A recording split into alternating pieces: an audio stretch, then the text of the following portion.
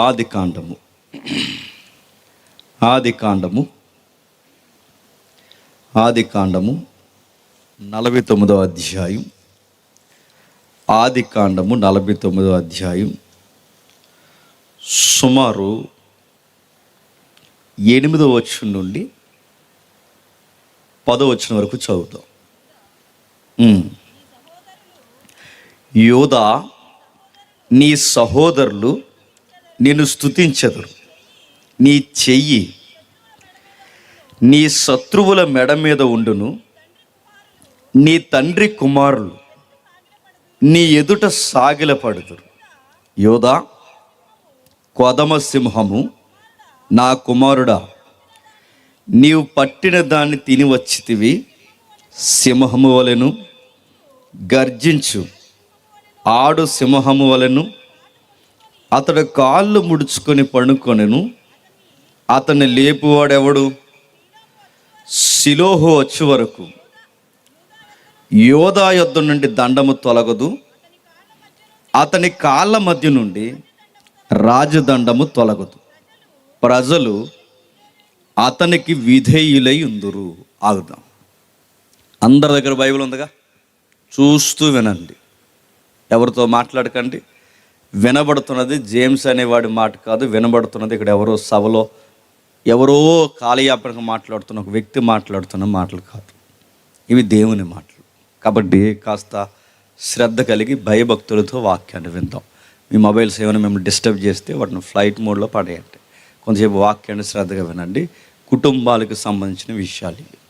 అయితే ఆదికాండము 49వ అధ్యాయం అనగానే మీకు బండగా గుర్తుండాల్సిన ఒక మాట ఏంటంటే, ఇక యాకోబు గారు కొన్ని గంటల్లో చచ్చిపోతారు. అంటే యాకోబు గారు ఇక చివరి మాటలు అన్నమాట అవి.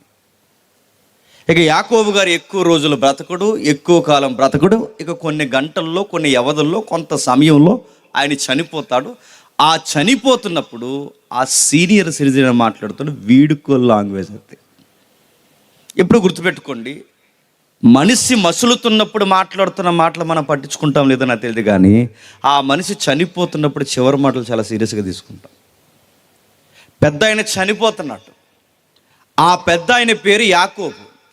ఆ యాకోబు గారు చనిపోతున్నప్పుడు కొడుకులందరినీ పిలిచాడు దగ్గరికి. పిలిచి చెప్తున్నాడు, రే, జీవితంలో చేదు తెలుసు, తీపి తెలుసు, కష్టమో తెలుసు, సుఖమో తెలుసు. తప్పు చేస్తే దాని పరాకాష్ట ఎలా ఉంటుందో తెలుసు. దేవుని కోసం నీతికి నిలబడితే దేవుడు ఎంత దీవిస్తాడో తెలుసు. జీవితంలో కష్టము, సుఖము, పాపము, తప్పుదాలు, ఒప్పుకాలు, ఏటి పాప క్షమాపణ అన్నిటినీ చూసి చెప్తున్నాను రా, కాస్త జీవితంలో జాగ్రత్త అని చెప్తున్నాడు. ఆ చెబుతున్నది ఎవరికి చెప్తున్నాడు? 12 మంది కొడుకుని దగ్గర పిలిచాడు. ఆ 12 మంది కొడుకుల్ని దగ్గరికి పిలిచి అందరికీ చెబుతున్నాడు, ఇదిగో మీ వయస్సు దాటొచ్చాను, ఇదిగో మీ జీవితం దాటొచ్చాను, ఇదిగో నేను అన్నీ చూసి వచ్చాను, ఇదిగో జాగ్రత్త. ఈ వయసులో ఉన్నప్పుడు ఆ లస్ట్ ఎలా ఉంటుందో, ఆ వయసులో ఉన్నప్పుడు ఆ ఫీలింగ్స్ ఎలా ఉంటాయో, ఆ వయసులో ఎలా ఎగిసెగిసి పడతాయో వాటిని మీరు కంట్రోల్ వేసి కళ్ళి వేసి పట్టకపోతే ఇప్పుడు మీరు చేసిన తప్పులు భూతంలాగా ఒకరోజు మీ మీదకి వస్తాయి. జాగ్రత్త. లైఫ్ ఎక్స్పీరియన్స్తో చెప్తున్నాను అంటున్నాడు ఆయన. జీవితంలో వయసు ఉన్నప్పుడు ఎలా ఉంటుందో ఆయనకి తెలుసు, వయసు మళ్ళాక ఎలా ఉంటుందో తెలుసు, అడ్డగోలు సంపాదనలు ఎదిగితే దాని వల్ల వచ్చే మూల్యం ఎలా ఉంటుందో తెలుసు, అబద్ధాల యొక్క పరాకాష్ఠకు వచ్చే నష్టం ఏంటో తెలుసు, అన్నీ తెలుసు ఆయనకి. చివరికి అన్నీ తెలిసిన ఆయన దేవుని చేత తుంటి ఎముక ఎరగొట్టుకుని దేవుడి పాదాల మీద పడి దేవుడికి పడి ఏడ్చినంత జీవితానికి అర్థం పరమార్థం లేదని చనిపోయే ముందు చిల్లి గవ్వ పట్టుకుపోకుండా తన కొడుకులందరికీ నీతి మాటలు చెప్తున్నాడు. ఇక చనిపోతాడు కొన్ని గంటల్లో అన్నప్పుడు ఆ చనిపోతున్న చివరిన మాటలనే చట్ట ప్రకారం ఏమంటారంటే మరణ వాంగ్మూలము అంటారు. ఏ వాంగ్మూలము? స్టేట్మెంట్. గుర్తుపెట్టుకోండి.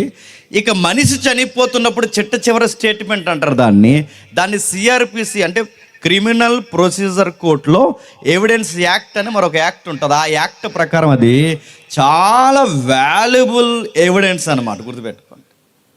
అంటే మనిషి ఎప్పుడైనా అబద్ధం ఆడతాడు, కానీ ఇంక చనిపోతున్నాడని ఆ వార్త మనిషికి అర్థమవుతున్నప్పుడు ఇంక అబద్ధాలు ఆడడం. అందుకే గుర్తుపెట్టుకోండి, ఎవరైనా చనిపోతున్న కొంచెం సౌండ్ తగ్గిస్తాడు, ఎక్కువ వస్తుంది. ఎవరైనా చనిపోతున్నప్పుడు బెదిరిస్తారు కొంతమంది, చూస్తారు, నీ పేరు రా చచ్చిపోతాను అంటారు. గుర్తుపెట్టుకో. ఎందుకు నీ పేరు రాస్తా అంటే, నీ పేరు రా చచ్చిపోతాను అన్నాడంటే అది చాలా వాల్యూ కదా. ఆ సాక్ష్యాన్ని ఎవడు తీయలేడు ఇంకా. అందుకే లెటర్ రాస్తాము, నీ పేరు రాస్తాము, నీ పేరే చెప్తాను, నీ ఫోటో సెండ్ చేస్తా అన్నారంటే ఇంక నీ కొంప కొల్లేరైపోయినట్టే. గుర్తుపెట్టుకో. అంటే చనిపోతున్నప్పుడు చిట్ట చివరి మాటలు చాలా విలువైనవన్నమాట. అందుకే చూడండి, కష్టాల్లో కన్నీళ్ళు ఉన్న వారిని ఎంతగా మనం నొక్కు అడుగుతామో, సగం కాలిపోయిన వారిని, సూసైడ్ చేసుకున్న వారిని, పురుగుల మందు తాగేసిన వాళ్ళు కూడా హాస్పిటల్ మంచం మీద ఒక పోలీస్ ఆయన వచ్చి పేడ పట్టుకుని రికార్డు రాస్తుంటాడు, చూసారా? దాన్ని ఎవిడెన్స్ యాక్ట్ అంటారు. గుర్తుపెట్టుకోండి. అలాంటి రెఫరెన్స్ ఇది 49వ అధ్యాయం. అంటే ఇక చనిపోతున్నప్పుడు ప్రపంచానికి యాకోబు గారు ఇచ్చిన మరణ వాంగ్మూలము, ఆ వాంగ్మూలంలో అన్ని చెబుతూ ఏమన్నాడంటే, యోధా ఎలాంటి వాడంటే, నీ సహోదరులు నిన్ను స్తుతిస్తారు, నీ చెయ్యి నీ శత్రువుల మెడ మీద ఉంటుంది, నీ తండ్రి కుమారులు నీ ఎదుట సాగిలి పడతారు. నువ్వు రాయల్ ప్రీస్ట్వి, నువ్వు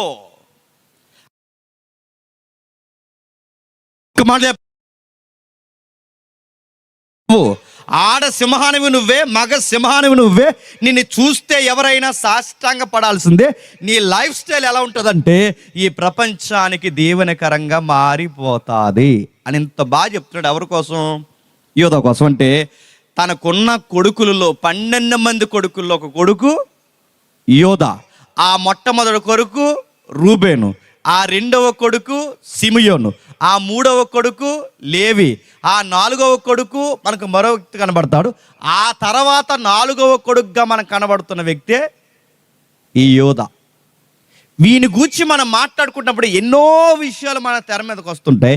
అసలు ఏంటి ఈయన యొక్క బ్యాక్గ్రౌండ్ ఏంటి, ఈయన పాత జీవిత చరిత్రలో అసలు ఏమై ఉంది, ఎంత దీవెనకరంగా ఎలా మారాడు, ఇదంతా తెలియాలంటే కుటుంబాలుగా యాకోబు గారు చెప్పిన మాటలు కాస్త చెవెగ్గి వినాలి. మీకు వయసు వచ్చిన కొడుకులు కూతురు ఉంటే 4 డెప్పకాయలు వేసాను, ఇంటికి వెళ్ళిన తర్వాత తినిపించండి. ఒకవేళ ఈ ప్రాంగణంలో లేకపోతే, ఒరే ఎదవా సన్నాసి, నీలాటోడి కోసమే రాత్రి చెప్పాడు రా యవనస్తులు బహిరంగ సభలో అని చెప్పండి. నేను సీరియస్గా ఏం చెప్తున్నాను. ఇంకా నేను చెప్పినా, ఇక్కడ కూర్చున్న ఎవడైనా యవన బిడ్డ అటు ఇటు చూస్తే తింగర ఎదవా, ఆ మాటలు వినరా ఎదవా అని చెప్పండి. ఎందుకంటే కొన్ని కనబడుతున్నాయి నాకు, అందుకే చెప్తున్నాను నేను. మీరు సీరియస్ చెప్పండి. ఎందుకంటే ఇవి జీవితంలో మనకు కనబడుతున్న కొన్ని విషయాలు, ఇవి చరిత్రలో నమోదు చేయబడిన పచ్చి నిజాలు. ఏం రాస్తున్నాడు, ఏమని మాట్లాడుతున్నాడు, ఒక్కసారి ఈయన గ్రాఫ్ ఏంటో మనకు తెలియాలంటే ఒక్కసారి వీళ్ళ పేరెంట్స్ని మనం పరిచయం చేసుకోవాలి. ఈయన యొక్క తల్లిదండ్రులు ఎవరండి? ఈయన తల్లిదండ్రులు యాకోబు గారు. ఇసాకా చంపిపడేయాలి మిమ్మల్ని చెప్తున్నా. నేను అడుగుతున్నాను, ఈయన తల్లిదండ్రులు, యోధా గారి తల్లిదండ్రులు ఎవరు? యాకోబు. బాగా వినండి. యాకోబు గారి భార్యలు ఉన్నారు, భార్య కాదు, భార్యలు. ఆ మొట్టమొదటి భార్య ఎవరు? లేయమ్మ. ఆ లేయమ్మకు పుట్టినోడే చెప్పండి యోధా. ఏంటి ఇలా యొక్క గ్రాఫ్ ఏంటో, ఎలాంటి కండిషన్లో వాళ్ళ మమ్మీకి పుట్టాడు ఒకసారి చూద్దాం. ఒక్కసారి ఆదికాండం అదే ఆదికాండం 29వ అధ్యాయం తీయండి. 29వ అధ్యాయం ఒకసారి ముందుకెళ్దాం. 29వ అధ్యాయం 30వ వచనం నుంచి చూద్దాం. వీళ్ళు సుమారు 2 గంటలు 3 గంటలు చెప్పమంటున్నారు. ఆల్రెడీ 11 అయింది. ఇక 2 గంటలు 3 గంటలు అంటే 1 గంట అవుతుంది. నేను అడుగుతున్నాను, వినే దాన్ని బట్టి నేను చెప్తాను, నడిపింపుని బట్టి చెప్తాను. వాళ్ళు చెప్పేమంటే చెప్పేదానా? నీకు చెప్పడానికి ఎవడైతే స్టోరీ రాసుకుని చెప్పడానికి అడుగుతున్నాను. నడిపింపు ఉండాలి. నాకు ఎలా నడిపింపు ఉంటే చెప్తాను, మీరు వింటే చెప్తాను. 7 సేవలు అంటే నా ఏవి చూసారంటే ఇప్పుడే ముగించేస్తాను. చూద్దాం ఒకసారి, జాగ్రత్తగా విందాం. 29వ అధ్యాయం 30వ వచనం. యాకోబు రాహేలును కూడెను, మరియు అతను లేయా కంటే రాహేలును బహుగా ప్రేమించి అతనికి 7 ఏండ్లు కొలువు చేసెను. లేయా దేశింపబడుట యెహోవా చూసి ఆమె గర్భము తెరిచెను. రాహేలు గొడ్రాలై ఉండిన. అక్కడ రాస్తున్న మాటలు చూడండి. యాకోబు ఎవరిని ప్రేమిస్తున్నాడట? రాహేల్ని. నేను అడుగుతున్నాను, రాహేల్ని ప్రేమించడానికి మొదటి భార్య ఎవరండి? లేయమ్మ. ఇప్పుడు అన్యాయానికి గురైంది ఎవరండి? లేయమ్మ. అసలు లేయమ్మకి ఎలాంటి కండిషన్లో పెళ్ళయిందండి? ఒక వంకర తండ్రి, చేతగాని తండ్రి తన మోసంతో చేస్తే బలైపోయిన ఒక ఇంటి కూతురు ఎవరు? లేయమ్మ.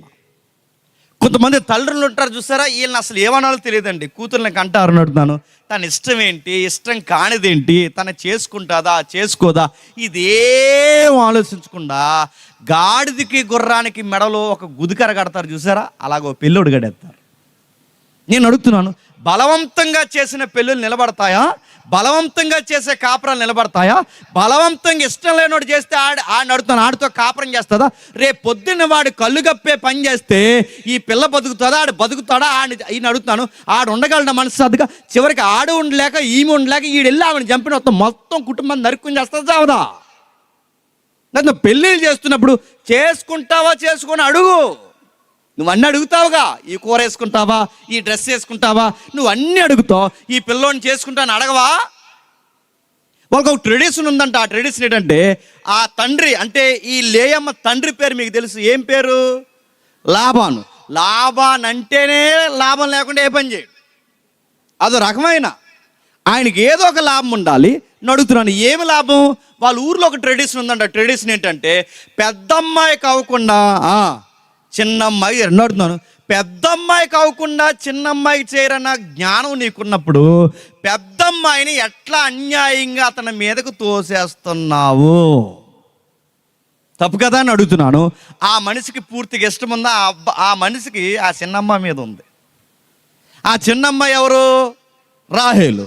ఆయన రాహేల్ని ఇష్టపడతాడు. ఈయన ఏం చేస్తున్నాడంటే, పెద్దమ్మాయి కాకుండా చిన్న అమ్మాయిని చేయరు అల్లుడు కానీ అల్లుడు మరి చేసుకుంటా చేసుకుని ఒక మాట అడగాలి కదండి. లైట్ ఆరిపేసి పెళ్లి చేసాడు ఈ మనిషికి. ఎవరికి? నేను అడుగుతున్నాను. ఇంకా ఆయనకి పెళ్ళి అంటే ఇంకా లైట్ ఉందా, లైట్ ఆరిపోయిందా, వెలిగింది, ఇంకేం పగల రాత్రి ఒకలా ఉందా ఆయనకి? ఎవరికి? ఇంక పెళ్ళి అంటే కొంతమంది చూసారా, ఇంకా ఆడికి పెళ్ళి అంటే ఆయన పట్టుకోలేము. ఇంకా మా హెడ్ మాస్టర్ చెప్పేవాడు ఏమనంటే, మా హెడ్ మాస్టర్ ఏమని ఇవ్వడంటే, రే పెళ్ళికి ముందు ఎలా ఉంటుందంటే ఏనుగు ఎక్కుతున్నంత ఆనందంగా ఉంటుందంట. ఆయన భలే చమత్కారంగా జోకులు వేసేవాడు. ఆయన ఇంకా ఉన్నాడు, దేవుడికి ఆయనకి ఇంకా ఆరోగ్యం వల్ల. అయితే ఆయన ఏమనేవాడు అంటే, రే పెళ్ళి చేసుకునే ముందు ఎలా ఉంటుందంటే ఏనుగు ఎక్కుతున్నంత ఆనందంగా ఉంటుందిరా, ఆఫ్టర్ మ్యారేజ్ పెళ్ళి అయిన తర్వాత ఏనుగు మన మీదకి ఎక్కినట్టు ఉంటుందిరా. దట్ ఈజ్ మ్యారేజ్ రా అనేవాడు ఆయన. మీరు గుర్తుపెట్టుకోండి. ఈ పెళ్ళి అనగానే కొంతమంది కూరగాయలు చూస్తారా, ఆ మట్టి రాసి, ఈ మట్టి రాసి, ముల్తాన్ మట్టి రాసి, ఇంకే మట్టి రాసినా నువ్వు ఎలకతోలు ఏడాది ఉతికినా నలుపేరు అయ్యా. అడుగుతున్నాను, నిన్నుగా ఇష్టపడేది ఉండాలి. గుర్తుపెట్టుకో, నిన్నుగా ఇష్టపడాలి. నిన్ను ఏదో నీ సోకులు సరదాలు కాదు. నాకు ఆ అబ్బాయి వ్యక్తిత్వం ఇష్టమని ఇష్టపడాలి.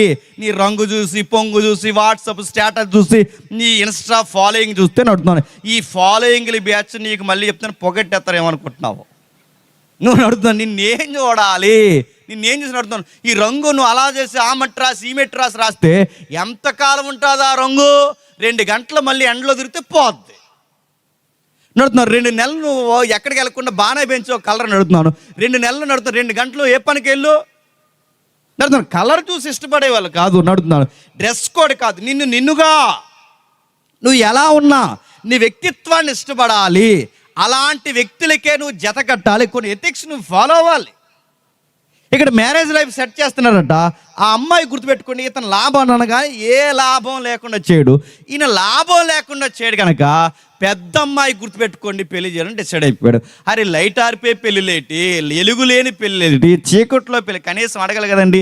పెళ్ళి అనగానే ఇంక దూకేస్తున్నాడు అంతే. అంతే ఆ నైట్కి నైటే పెళ్ళి అయిపోయింది. ఆ పెళ్ళి అయిపోతే ఆ తర్వాత చూసాడు. ఆ చూసిన తర్వాత నేను చేసుకున్నది రాహేల్ని కాదు, రాహేల్ అలా అక్కనని అర్థమైంది. అర్థమైనప్పుడు సారీ నాకు తెలియదు, మీ నాన్నగారు ఇన్వాల్వ్మెంట్ వల్ల ఇలా జరిగింది, మీ నాన్నగారు ఇన్వాల్వ్మెంట్ అయ్యారు కనుక నాకు ఇలాగ అయింది, నా సైడ్ నుంచి ఏ తప్పు లేదంటే బాగున్ను. గుర్తుపెట్టుకోండి, ఆయన పట్టించుకోక చెప్పండి, ఈయన పట్టించుకోకపోతే అటు భర్త వలన ఇటు తండ్రి వలన అన్యాయం అయిపోతున్న ఇంటి ఇల్లాలు ఎవరండి? ఇప్పుడు రాసి పెట్టుకోండి, తల్లిదండ్రుల వల్ల కానీ భర్త వల్ల కానీ ఏ ఇల్లాలన్నా ఏడిసిందో, ముఖ్యాంశాలు మరోసారి మళ్ళీ చెప్తున్నా, తల్లిదండ్రుల వల్ల కానీ ఏ భర్త వల్ల కానీ వెనకాలన్న ఇల్లాలు ఏడిసిందో నిన్ను నలిపి పాడేస్తాడేమనుకుంటున్నావు. ఇక్కడ గుర్తుపెట్టుకోండి, రాహేలుని యాకోబు పట్టించుకుంటున్నాడు, రాహేలుని యాకోబు ప్రేమిస్తున్నాడు. మరి లేయాని ఎవరు ప్రేమిస్తున్నారు? తండ్రి ప్రేమించక, భర్త ప్రేమించక, చెల్లి సోకులు చూపిస్తూ తన భర్తను వల్లో వేసుకుని తిరుగుతుంటే ఈ తల్లికి వాదార్పిచ్చేది ఎవరు? ఆ పెళ్లి చేసిన పెద్దలు వచ్చారా? ఆ పెళ్లి రోజు వస్తారు వాళ్ళు. నడుతున్నాను, ఈ పెళ్లి పెద్దలు వచ్చారా? ఆ యాకోబుకు సపోర్ట్గా నిలబడిన ఆ మామ వచ్చాడా? ఎవడొచ్చాడు? ఎవడో రాలేదు. మీరు ఎప్పుడు గుర్తుపెట్టుకోండి, మ్యారేజ్ చేసుకున్నప్పుడు ఇది ఎంగేజ్ నడుతున్నాను, ఇది యవనస్తుల యొక్క సభ కనుక మీకు చెప్తున్నాను. ఎప్పుడు గుర్తుపెట్టుకోండి, పెళ్ళికి ముందు మనకు బోర్డు సలహాలు ఇస్తారు. ఆ సలహాలు ఏంటంటే, చేసుకోరే నీకు ఎందుకు మేము ఉన్నాగా అంటారు. చేసుకున్న ఒకటి కనబడితే ఒట్టు, మళ్ళీ చెప్తున్నాను, చేసుకోరా నీకు మేము ఉన్నాం అంటే ఎవడున్నాడో? నీకు ఆవిడ, చెప్పండి, ఆవిడకు నువ్వు, మీరు ఒకరినొకరు అర్థం చేసుకోవడమే తప్ప మనసుకు నచ్చి అన్ని విధాలుగా నచ్చి మెచ్చి చేసుకుంటేనే మీరు ఆనందంగా ఉండగలరు తప్ప ఎవరో మోటివేట్ చేసిన పెళ్లి చేసుకుంటే ఆ కాపురాలు కొన్ని రోజులు మీకు ఒకరికి పాడదు. పైగా మీరు అర్థం చేసుకుంటే మీ మధ్య వాక్యం లేదో ఒట్టుగా చచ్చిపోతారు మీ ఇద్దరు. మళ్ళీ చెప్తున్నాను, అందుకే చెప్తున్నాను, డబ్బుని బట్టి చేసుకోవద్దు, కలర్ని బట్టి చేసుకోవద్దు, ఫేమ్ని బట్టి చేసుకోవద్దు, గవర్నమెంట్ జాబ్ని బట్టి చేసుకోవద్దు, ఆ అమ్మాయిని బట్టి లేదా ఈ అబ్బాయిని బట్టి ఈ రికమెండేషన్లు ఏమీ వద్దు, మా పెదనాన్ని చెప్పాడు చిన్న అని చెప్పి ఇవేమీ వద్దు. కొన్ని విలువలు పాటించి చేసుకోండి. అలా అని తల్లిదండ్రులను ఎదిరించి చేసుకోవడానికి రిజిస్టర్ ఆఫీస్ చుట్టూ తిరక్కండి, తొక్కుపడేస్తాడు దేవుడు. మళ్ళీ చెప్తున్నాను, కొన్ని విలువలు ఉంటాయి. మళ్ళీ చెప్తాను, అలాంటి ఎంకరేజ్మెంట్లు మీరు చేయకండి. ఇక్కడ చూస్తున్న విషయాలు మీరు చూడండి. ఈ తండ్రి గారు ఎవరైతున్నారో లాబాను గారు పెద్ద కూతురికి అన్యాయం చేశాడు. ఎప్పుడైతే అన్యాయం చేశాడో, మంచిదని నన్ను అడిగితే రాహేలన్నా పొగరబోద్దేమో కానీ లేయమ్మ మంచి అమ్మాయి. ఎందుకంటే రాహేల్కి లేయమ్మకి డిఫరెన్స్ ఏముంది? జస్ట్ డిఫరెన్స్ ఏంటి చెప్పినా, కొంచెం ఐస్ చిన్నగా ఉంటాయి అంతే, కళ్ళు చిన్నగా. అంటే సేమ్ పర్సనాలిటీ ఇద్దరిదే, చూడ్డానికి ఇద్దరు ఒకలాగే ఉంటారు, కాకపోతే కొంచెం కళ్ళు చిన్నగా ఉంటాయి. ఈ రాహేల్ కళ్ళు చక్కగా ఉంటాయి. కళ్ళు బాగుంటే ఏం కాదు, బుద్ధి పోలేదుగా ఇవిడిది. నడుతాను, కళ్ళు బాగున్నాయి, బుద్ధి బాలేదు ఇవిడికి, మాటలు బాగు, అదో రకమైన గర్వం ఇవిడికి. ఎవరికి? రాహేలమ్మకి. కానీ లేయాకున్న గొప్ప విలువలు ఏంటో తెలుసా? లేయమ్మకున్న గొప్ప విలువలు ఏంటంటే, తండ్రి తలదించమన్నా తలదించుతుంది, భర్త పట్టించుకోకపోయినా తలదించుతుంది. ఆ అమ్మాయికున్న గొప్ప విలువలు ఏంటంటే, అటు నాన్న కుటుంబాన్ని బయటెట్టదు, ఇటు భర్త కుటుంబాన్ని బయటెట్టదు. ఆ అమ్మాయికున్న గొప్ప గుణం ఏంటంటే, ప్రతిదీ గుండెల్లో పెట్టుకుని ఆ దేవుడికి చెప్పుకుంటుంది. ఇప్పుడు చెప్పండి, ఒక ఇంటి ఇళ్ళాల కాపురం ఎలా చేయాలంటే నన్ను అడిగితే లేయమ్మలాగా చెయ్యాలి, ఓర్చుకోవాలి. నువ్వేం చేస్తావు? దిశ పోలీస్ స్టేషన్ ఫోన్ చేస్తావు. ఎవరికో మీ ఆయన కోసం అడుగుతున్నాను, మీరు బయట వాళ్ళ సంగతి ఏమన్నా తెలియదు కానీ దేవుని బిడ్డలుగా మీకు సలహా ఇస్తున్నాను, గుర్తుపెట్టుకోండి. ఇది పాటించండి. ఎప్పుడు గుర్తుపెట్టుకోండి, ఏదన్నా గొడవ అయినప్పుడు నువ్వు మాటకు మాట ఎదురు చెప్పేవాడు ఇంకా రెచ్చిపోతాడు. నువ్వు ఇంకా మాటకు మాట మా అమ్మకి చెప్తాను, నాన్నకి చెప్పాను అన్నావంటే నీ దిక్కును కూడా చెప్పుకుంటాడు. అది పద్ధతి కాదు, గుర్తుపెట్టుకో. నువ్వు ఆడిని బెదిరిస్తాడు, లొంగడు, మగోడు లొంగుతాడా? అలా నేను మగాళ్ళకి సపోర్ట్ చేయట్లేదు, మగ బుద్ధి ఏంటో చెప్తున్నా. ఇంకా నేను చెప్తున్నా, పోలీస్ స్టేషన్ తొక్కిన కాపురాలు కానీ, కోర్టు మెట్లు తొక్కిన కాపురాలు కానీ కలిసి బతకవని చరిత్ర రికార్డ్స్ చెబుతున్నాయి.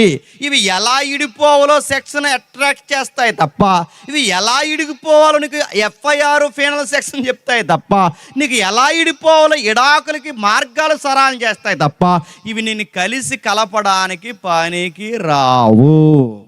నువ్వు పెద్ద పోలం దేవులాగా నేను 100 ఫోన్ చేస్తాను, కంప్లైంట్ ఇస్తానంటే ఆడంటాడు ఇచ్చికే 4 రోజులు జైలుకి పోతాను అంటాడు. ఆ మాటలు అర్థమవుతున్నాయా? నీతో ఉండి కూడా జైల్లో చెప్పకూడదు ఏంటా అంటాడంట. గుర్తుపెట్టుకోండి, అందుకే గుర్తుపెట్టుకోండి.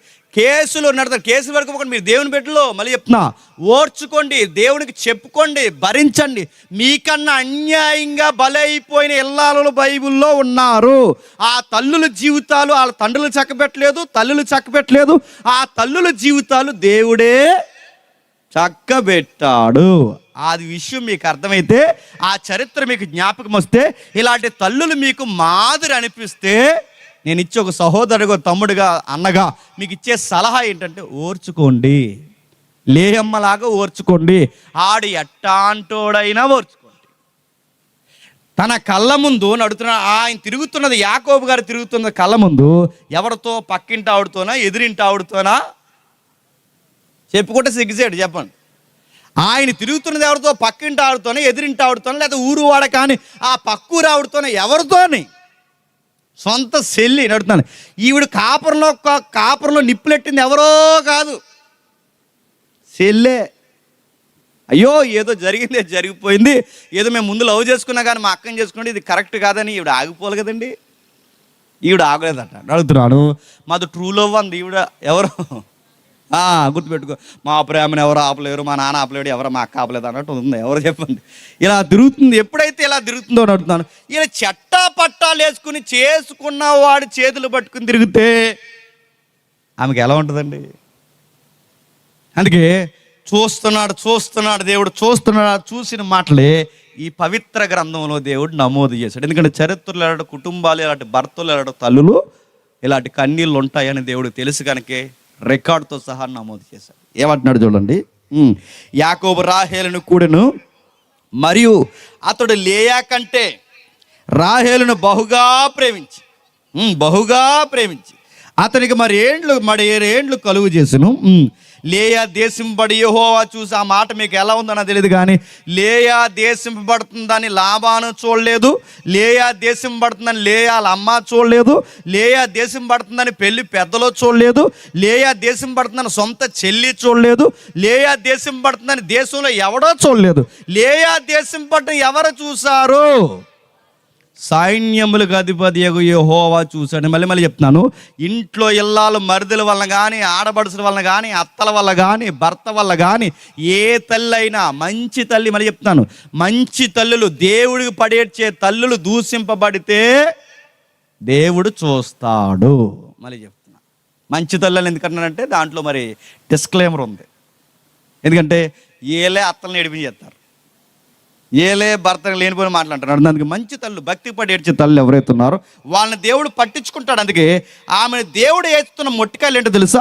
లేయాని దేశం పట్ట యెహోవా చూసి ఆమె గర్భము తెలిసి రాహేల్ని గొడ్రాలను చేశాడు.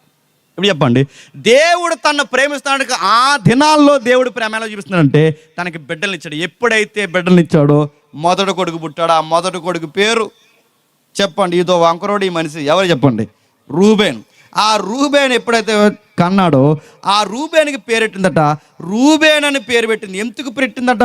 ఆ 32 వచనంలో, లేయా గర్భవతి కానీ యెహోవా నా శ్రమను చూసి ఉన్నాడు కనుక నా పెనిమిటి నన్ను ప్రేమించిన కదా అనుకుని అతనికి రూబేను ఏమని పేరెట్టింది? అయ్యో ఇన్ని రోజులు నా భర్త నన్ను ప్రేమించలేదు, నా భర్త నన్ను ప్రేమించకపోయినా దేవుడు నన్ను ప్రేమించి నాకు బిడ్డనిచ్చాడు. ఇప్పుడు నా బిడ్డను చూసి పరుగునొచ్చి బంగారం లాంటి మగబిడ్డన కన్నావు, నిన్ను కాకపోతే నేను ఇంకెవరిని ప్రేమిస్తానని బిడ్డను చూసి నన్ను చూస్తాడనుకుని నా భర్త నా వైపు చూస్తాడని అర్థం వచ్చే పేరే రూబేన్. రూబేన్ అంటే చెప్తున్నా, నా వైపు చూస్తాడు. చూసుట అంటే తన భర్త తన బిడ్డను బట్టి నా భర్త నా వైపు చూస్తాడని పేరెట్టుకుంది. ఈ పేరెట్టిన చూస్తాడు అంటే రూబేన్ పేరేంటి? చూస్తాడు. ఎవరు చూస్తాడు? మా ఆయన చూస్తాడు. మళ్ళీ అర్థమవుతున్నా, మా ఆయన నా వైపు చూస్తాడు. నా వైపు చూస్తాడని రూబేన్ అనే పేరు పెట్టినా ఈయన లేవా వైపు చూడలేదు. చెప్పండి, రూబేన్ వైపు చూడలేదు. మరి ఎవరైపు చూశాడు? ఆవిడే పేరు చూస్తాడు. ఎవరు ఆవిడ? అది సౌదిపూర్ ఎక్కడో లేదు, చెప్పండి, ఆవిడకి ఇంట్లోనే ఉంది. ఆవిడ వైపే చూశాడు. సరే, రెండవసారి ఏం జరిగింది? ఆమె మరలా గర్భవతి కుమారుని కానీ నేను ఇంకా దేశింపబడుతున్నానన్న సంగతి యెహోవా విన్నాడు కనుక ఇతడు నాకు దయచేసిన అనుకుని అతనికి సిమియోన్ అని పేరు పెట్టింది. ఇప్పుడు భయం అండి, ముందేమో చూస్తాడని పేరు పెట్టింది. ఇప్పుడు రెండోసారి పెట్టిన పేరు ఏంటంటే ఈసారి నా భర్త నా బాధ వింటాడు అనుకుంది. నేను అడుగుతున్నాను, ముందు చూస్తాడని పేరు పెట్టినా ఆయన ఆవిడ వైపే చూశాడు. ఈసారి వింటాడని రెండో కొడుక్కి సిమియోను పేరు పెట్టినా ఆవిడ మాటే వింటున్నాడు. ఈసారి మూడోని కన్నదా? చెప్పండి. ఆమె మరలా గర్భవతి కుమారుని కానీ తుదకి ఈసారి పెనిమిటి నాతో హత్తుకొని ఉండునని అతనికి 3 కుమారుని కంటిని గనక అందుచేత అతనికి లేవి అని పేరు. అంటే మొదటోడు పుట్టినప్పుడు చూస్తాడనుకున్నా చూడలేదు, రెండోవాడు పుట్టినప్పుడు కనీసం నా వైపు చూడటం కాదు వింటాడనుకున్నాను, కనీసం వినలేదు. ఇప్పుడు 3వ పుట్టాడు. ఇప్పుడు ఏం చేస్తాడంటే ఈ 3వ బట్టి నన్ను వచ్చి పరుగు పని 3 మగపిల్లలను బంతుల్లాటోళ్ళని అన్నావు, నువ్వు కాకపోతే ఇంకెవరు గొప్ప వెళ్ళాలని ఇలా హక్ చేసుకుంటాడు అనుకుని పెట్టింది పేరు. కానీ మళ్ళీ ఎవరిని హక్ చేసుకున్నాడు చెప్పండి? చూస్తాడంటే ఆవిడ వైపు చూస్తున్నాడు, వింటాడంటే ఆవిడ మాట వింటున్నాడు, హత్తుకుంటాడంటే ఆవిడని హత్తుకుంటున్నాడు. ఇంకా ఆవిడకి సీన్ అర్థమైంది. ఎవరికి? లేయమ్మకి. అప్పుడు పుట్టిన పోటుగాడే చెప్పండి, యోధ. నా మాట్లాడుతున్నాయా? చూస్తాడనుకుంది చూడలేదు, వింటాడనుకుంది వినలేదు. ఇక్కడ బాగా వినండి, హత్తుకుంటాడనుకుంది హత్తుకోలేదు. ఇక తనకు అర్థమైపోయింది ఏంటంటే నా భర్త చూడడు, నా భర్త వినడు, నా భర్త నన్ను హత్తుకోడు, నన్ను ఎవరు హత్తుకున్నా ఎత్తుకున్నా నన్ను ప్రేమించే ఒకే ఒక శక్తి దేవుడు అనుకుని ఇంకా భర్త భర్త భర్త భర్త అని నా భర్త వెనకాల తిరిగే కన్నా నా దేవుని స్తుతిస్తే అంతకన్నా మిన్నైన కార్యక్రమం ఏమీ లేదని ఈసారి తాను పెట్టుకున్న పేరేంటి చెప్పనా? యోధ. యోధ అంటే చెప్పనా, నా భర్తను స్తుతించను, నన్ను నేను స్తుతించుకోను, నన్ను కనపరుస్తున్న నా దేవుడిని నేను స్తుతించాలి గనక నా 4వ కొడుకు పేరు యోధ. యోధ అంటే దేవుడికి ప్రైజింగ్, దేవుణ్ణి స్తుతించటంటే ప్రైజ్ గాడ్ అని పేరెట్టుకుంది, దేవుని స్తుతించే పేరెట్టింది. గమ్మత్తని చెప్పిన ఎంత మంచి పేరు, దేవుని స్తుతి అని పేరు పెడితే ఈ అబ్బాయి రాను ఎలా తయారంటే భయంకరమైన పాపంలోకి జారిపోయాడు. నా మాట్లాడుతూపోతున్నాయి అంటే ఈయన లైఫ్ యంగ్ ఏజ్ దగ్గర నుంచి ఆయన మిడిల్ ఏజ్ వరకు, మిడిల్ ఏజ్ దగ్గర నుంచి ఎండ్ ఆఫ్ లైఫ్ వరకు ఈ 3 పేజీలు మీరు ఆయన జీవితంలో చూడండి. స్టెప్ బై స్టెప్ మీరు గమనిస్తే అచ్చు మన ఇలాకాలో జరుగుతున్న గొడవల్లాగే ఉంటాడు యువత. ప్రేమించి పెట్టుకుంది, ఎంత మంచి పేరు పెట్టుకుంది, దేవుని స్తుతి అని పేరు పెట్టుకుంటే అన్ని సోది విషయాలు నేను జీవితంలోకి వస్తాయి. సరిగ్గా ఆ టైంలోనే తర్వాత రాహేలమ్మందుగా, తర్వాత ఈవిడికి 4 పిల్లలు 5 పిల్లలు, చివరికి లేయాదాసుకు కూడా పిల్లలు పుట్టేస్తుంటే అప్పుడు బుద్ధి వచ్చింది. ఎవరికి చెప్పండి? రాహేలమ్మకి. అప్పుడు అంది, అయ్యో నా అక్క బిడ్డలకు అంటుంది, నా అక్క దాసీలు కూడా బిడ్డలకు అంటుంది, ఎంతమంది బిడ్డలకు అంటుంది, నేను బిడ్డలకు అంటలేదంటే ప్రాబ్లం నా భర్తలో లేదు, ప్రాబ్లం గుర్తుపెట్టుకోండి దేవుళ్ళో లేదు, ప్రాబ్లం నాలో ఉంది. అది హెల్త్ ప్రాబ్లం కూడా కాదు, కానీ నేను మార్చుకోవాలని అప్పుడు ప్రేయర్ఫుల్ లైఫ్ నేర్చుకుంది. ఎవరు? రాహేలమ్మ. అప్పుడు దేవుడికి ప్రార్థన చేస్తే దేవుడు కరుణ చూపి అప్పుడు దేవుడిని బిడ్డలు ఇచ్చాడు. ఆ ప్రార్థనకు పుట్టిన బిడ్డే యోసేపు. ఎవరు చెప్పండి? ఆ పుట్టిన యోసేపు ఎవరైతున్నాడో ఆ అబ్బాయి పెరిగే కొద్దీ ఈ 11 మంది అన్నయ్యలకి పసరగొళ్ళు వచ్చేసింది. గుర్తెట్టుకో, నా మాట మీకు అర్థమవుతుంది లేదు అంటే ఈ అబ్బాయి ఎలాంటివాడంటే ఈ యోసేపు పుట్టిన తర్వాత ఏమవుతుందంటే ఈ అబ్బాయి కుదురుగా ఎదిగిన తర్వాత అన్ని కలలు కంటాడండి. కలలు కంటాడు కాదు, దేవుడే కళలు ఇస్తాడు. ఈ కళలు ఎప్పుడైతే ఇచ్చాడు, ఈయన కళలు ఇస్తుంటే ఆ కళలు చూసి ఎవరికైతే చెప్పకూడదు, కొంతమంది కులుమాకంగా ఉంటారు తెలుసా, బట్టలు వేసుకుంటే ఏడుస్తారు, బాగా దూకుంటే ఏడుస్తారు, ఇంకా చెప్పండి మీకు ఉద్యోగం వస్తే ఏడుస్తారు, బండి కొనుక్కుంటే ఏడుస్తారు, ఏదన్నా మీరు డెవలప్ అయితే ఏడుస్తారు, మీరు 2nd ఫ్లోర్ వేసుకుంటే ఏడుస్తారు, మీకు విషయం చెప్పిన మీరు సబెట్నా ఏడుస్తారు. ఇయో మొఖాలు ఇవి, నేను సీరియస్ చెప్తున్నాను. అదో రకమైన బ్యాచ్ ఉంటారు అంటే వీళ్ళు ఎవరు పచ్చగున్నా వీళ్ళు చూడలేరు, వీళ్ళ హవానే నడాలి. అక్కడ ఆయన అలాంటి 11 మంది తయారయ్యారు యోసేపు చుట్టూ ఎప్పుడైతే 11 మంది తయారయ్యారో ఈ అబ్బాయి కళ్ళు వస్తుంటే తినంగా పోయి ఎవరికి చెప్పకూడదు ఆగ చెప్తాడు. ఎవరికి చెప్తాడు? ఆ 11 మంది చెప్తాడు, అన్నయ్య మీకు కళ వచ్చిందిరా చెప్పాలి అన్నాడు. ఏటి రాకాలంటే 11 నక్షత్రాలు ఒక నక్షత్రాన్ని సాష్టాంగ పడుతున్నట్టు కళ వచ్చాను, కానీ సర్రమని పేరు ఇలా కాలిపోయింది. ఎవరికి ఏం అడుగుతున్నాను? కళ చెప్పి కళభావం ఏంటో చెప్పకుండానే కంటెంట్ అర్థమైపోతుందంటే వీళ్ళు ఎంత అసూయపరులో మీకు అర్థమైపోవాలి. అంటే మీ 11 మంది నీకు సాష్టాంగ పడతామరా, నువ్వు మాత్రం పైనున్న నక్షత్రం రా అని అసూయ పడిపోయారు. ఎవరు? ఈ 11 మంది అన్నదమ్ములు. ఆ 11 మంది అన్నదమ్ముల్లో ఒకడే యోధ. గుర్తుపెట్టుకోండి. ఎవరిని చూసి అసూయ పడిపోతున్నారు? యోసేపుని జాగ్రత్తగా వినాలి. నేను మళ్ళీ చెప్తున్నా, ఈ రోజు రాత్రి చెబుతున్న వాక్యం మీకు అర్థమైతే మీ కుటుంబాలు ఆశీర్వదింపబడతాయి. లేదా అని చెప్తున్నాను, మీ పిల్ల జల్ల భర్త భార్య మీరు ఇతరుల కష్టాలు, ఇతరుల మీద అబద్ధాలు, ఇతరుల మీద నిందలు మోపుకుంటూ తిరిగితే మీ కుటుంబాలని రోడ్డుకి ఈడ్చేస్తాడు. దానికి చక్కటి నిలువెత్తు సాక్ష్యమే, భయపెట్టే జీవిత వృత్తాంతమే యోధా జీవిత వృత్తాంతము.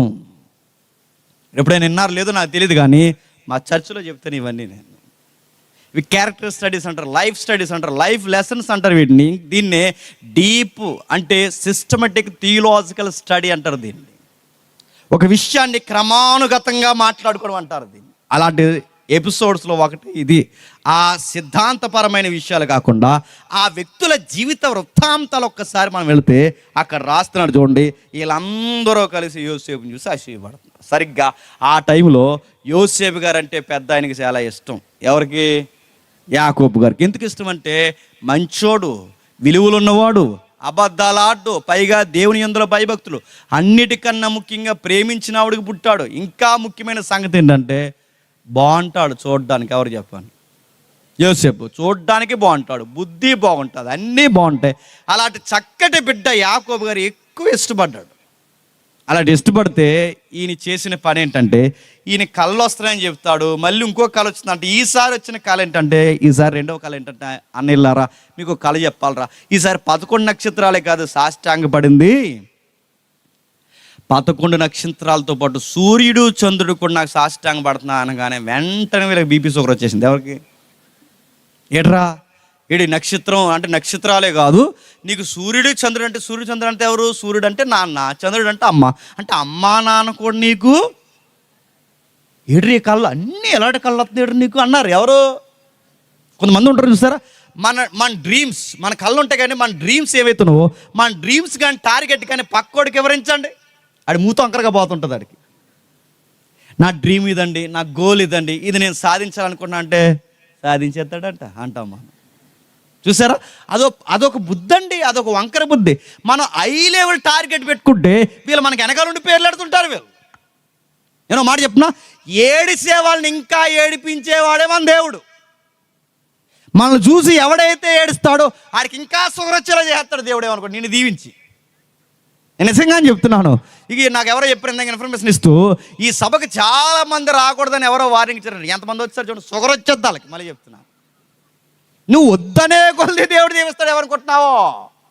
జేమ్స్ మంచిగా నడుతున్నాను, నీలాటోడికి నేను మంచోడిని కాదు. మళ్ళీ చెప్తున్నా, నీలాటోడికి నేను మళ్ళీ చెప్తున్నాను, నీలాటోడికి మళ్ళీ రగడలాంటోడిని మళ్ళీ చెప్తున్నాను. నేను నీ సంఘానికి వచ్చాను, నీ దగ్గరికి వచ్చాను, వీళ్ళు నన్ను ప్రేమించి పిలుచుకుంటే నా మీద చెడ్డ ప్రసంగం చేస్తాను. నువ్వు ఎవడరా నువ్వు అడుగుతున్నాను నేను. నీకు ఒక థియాలజీ తెలియదు, ఒక సిద్ధాంతం తెలియదు, ఏమీ తెలియదు. ఇతను ఎలా వస్తాడు నేను చూస్తాను. ఏటి నువ్వు చూసేది? జిల్లా అంతా తిరిగితే నాపు నన్ను. దాని బుద్ధి జ్ఞానం ఉందా? మీరు అర్థం, మనకు ఎవరో విరోధులు కాదు, మన దేవుని పిల్లలే మనకు విరోధులు, మన సంఘాలే మనకు విరోధులు. అది దేవుని యవనస్తుల సదస్సు పెడుతున్నారు, అది పెట్టనే 4 మంచి మాటలు ఏ దైవజనుడు చెప్పినా చెప్తాడు.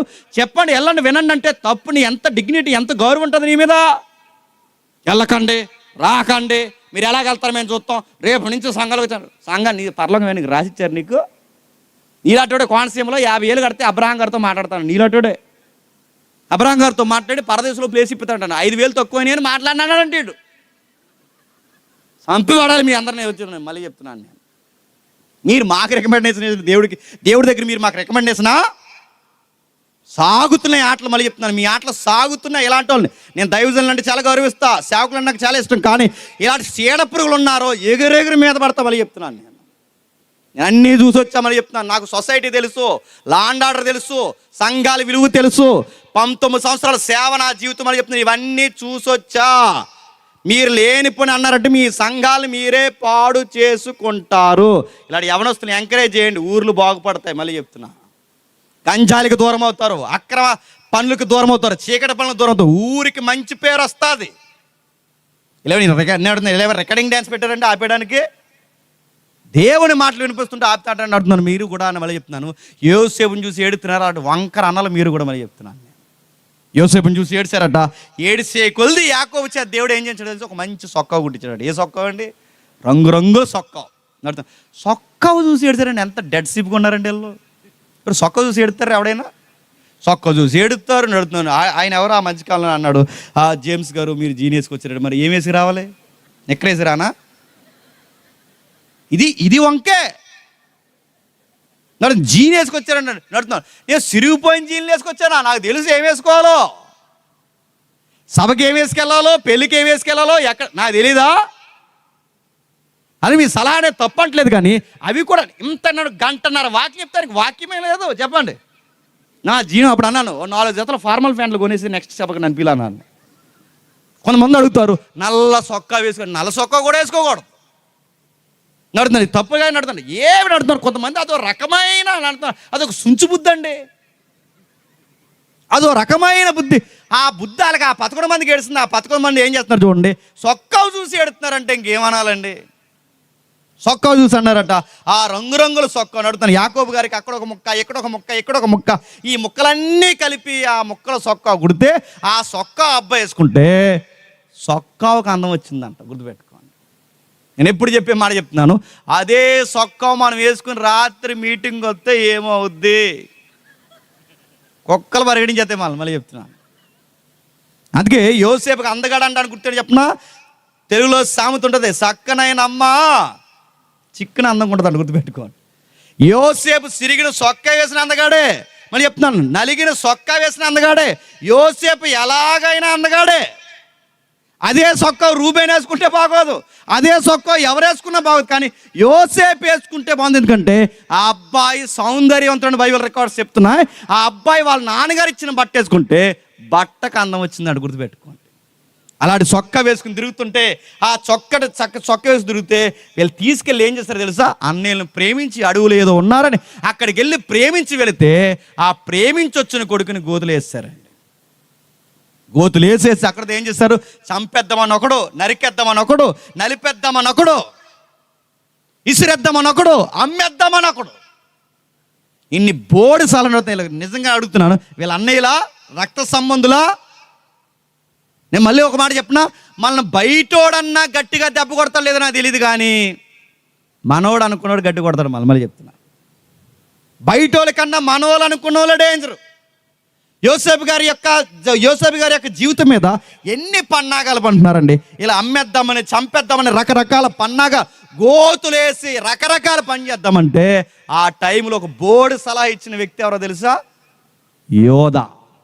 ఏమన్నాడంటే, అలాగేలా కాదు, చంపేస్తే మనకు రూపాయి కలిసి వస్తుందా, చంపేస్తే మనకి ఏమైనా కలిసి వస్తుందా, అందుకే ఏం చేద్దామంటే అమ్మేద్దాం అన్నాడు. ఎవరికి అమ్మేద్దాం? దారంటే ఎవడొస్తాడుగా అమ్మేద్దాం అన్నాడు. అంతే అన్నయ్య అండి, దారంటే ఎవడొస్తాడుగా అమ్మేది అడుగుతున్నాను. ఒక మేక నమ్మినట్టు, ఒక గొర్రె నమ్మినట్టు, ఒక కోడి నమ్మినట్టు, ఒక వస్తువు నమ్మినట్టు, ఒక ధాన్యం అమ్మినట్టు రక్తం పంచుకుని పుట్టిన, గర్భాలు పంచుకుని పుట్టిన తమ్ముడిని నమ్మేస్తానంటున్నారంటే ఎంత కసాయిగా ఉన్నారండి ఈ అన్నలు. అమ్మేశారు. డాడీ అడిగితే ఏం చెప్పాలరా అంటే ఏం చెప్పారు తెలుసా? ఆ సొక్క మీద పోయింది వీళ్ళ కన్నంతా. ఆ సొక్క సింపేసి ఆ ముక్క అట్టుకెళ్ళి, డాడీ మీరు ఇచ్చిన సొక్క ఇదిగో తమ్ముణ్ణి మృగం అట్టుకుపోయిందని అదే చొక్కా ముక్క చూపించారు. ఒక విషయం చెప్పనా, అయిపోయింది అనుకున్నారు, కడిగేసుకున్నాం అనుకున్నారు, దులిపేసుకున్నాం అనుకున్నారు, ఎవడో చూడలేదు అనుకున్నారు. కానీ యాకోబు చూడలేదు, రాహేలమ్మ చూడకపోవచ్చు, ఎవరో చూడకపోవచ్చు, ఎవరో అబ్బాయికి ఏం జరిగిందో ఆ చచ్చిపోయిన తల్లి, బతుకున్న తల్లి ఎవరో చూడకపోవచ్చు, కానీ ఎవరేం చేస్తున్నాడో పైన ఉన్నవాడు అన్నీ చూస్తాడు. చూశాడు. ఆ చూసిన వాడి ప్రతి లెక్క తీర్చడానికి దేవుడు ఆ ఎవరైతే ఉన్నారో ఆ రూబేను సంగతి తర్వాత మాట్లాడుకుంటూ వస్తే యోధాని నలపడం స్టార్ట్ చేశాడు దేవుడు. ఏం స్టార్ట్ చేశాడు? ఏం చేస్తాడు? ఒక్కసారి ఏం చేస్తాడు? 38 అధ్యాయం తీయండి త్వరగా. 38 అధ్యాయం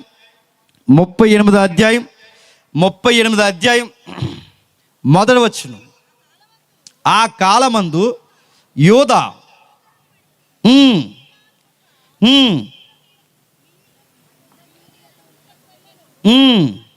ఏంటట? ఆ కాలమందు యోధా తన సహోదరులను విడిచి ఏరాను ఒక అదుల్యామి గుహ, అంటే ఒక ప్రాంతం, అది ఆ అదుల్యామి అనే ఒక ప్రాంతం దగ్గరికి వెళ్ళి అక్కడ ఉన్నాడు. ఇది ఒక అన్యుల ప్రాంతం. మీరు జాగ్రత్తగా మీరు చదవండి. తన సహోదరులు విడిచిపోయాడంటే ఎందుకు పోయాడు? మీకు మాట అర్థమవుతుందా? యోసేపు ఒంటరి అయిపోవడానికి బోర్డు సలహా ఇచ్చింది ఎవరో తెలుసా? యోధా. ఇప్పుడు ఈ యోధా ఎవరైతే ఉన్నాడో యోసేపుని ఒంటరిని చేస్తే ఇప్పుడు ఒంటరి అయిపోతున్నది ఎవరో తెలుసా? యోధా అనే ఒంటరి అవుతున్నాడు. ఈ సహోదరులకి ఆ సహోదరుని దూరం చేస్తుంది ఈ యోధానే. ఇప్పుడు ఈ సహోదరులకి దూరం అయిపోతుంది ఎవరు చెప్పండి? ఈ యోధానే. ఎందుకు అవుతున్నాడు? ఎందుకింత దూరం అవుతున్నాడు అంటే వాళ్ళ నాన్న బాధను చూడలేకపోయాడు. ఎక్కడుందా వచ్చును? అదే 37 అధ్యాయం ఒకసారి తీయండి. 37 అధ్యాయం 34 వచ్చును.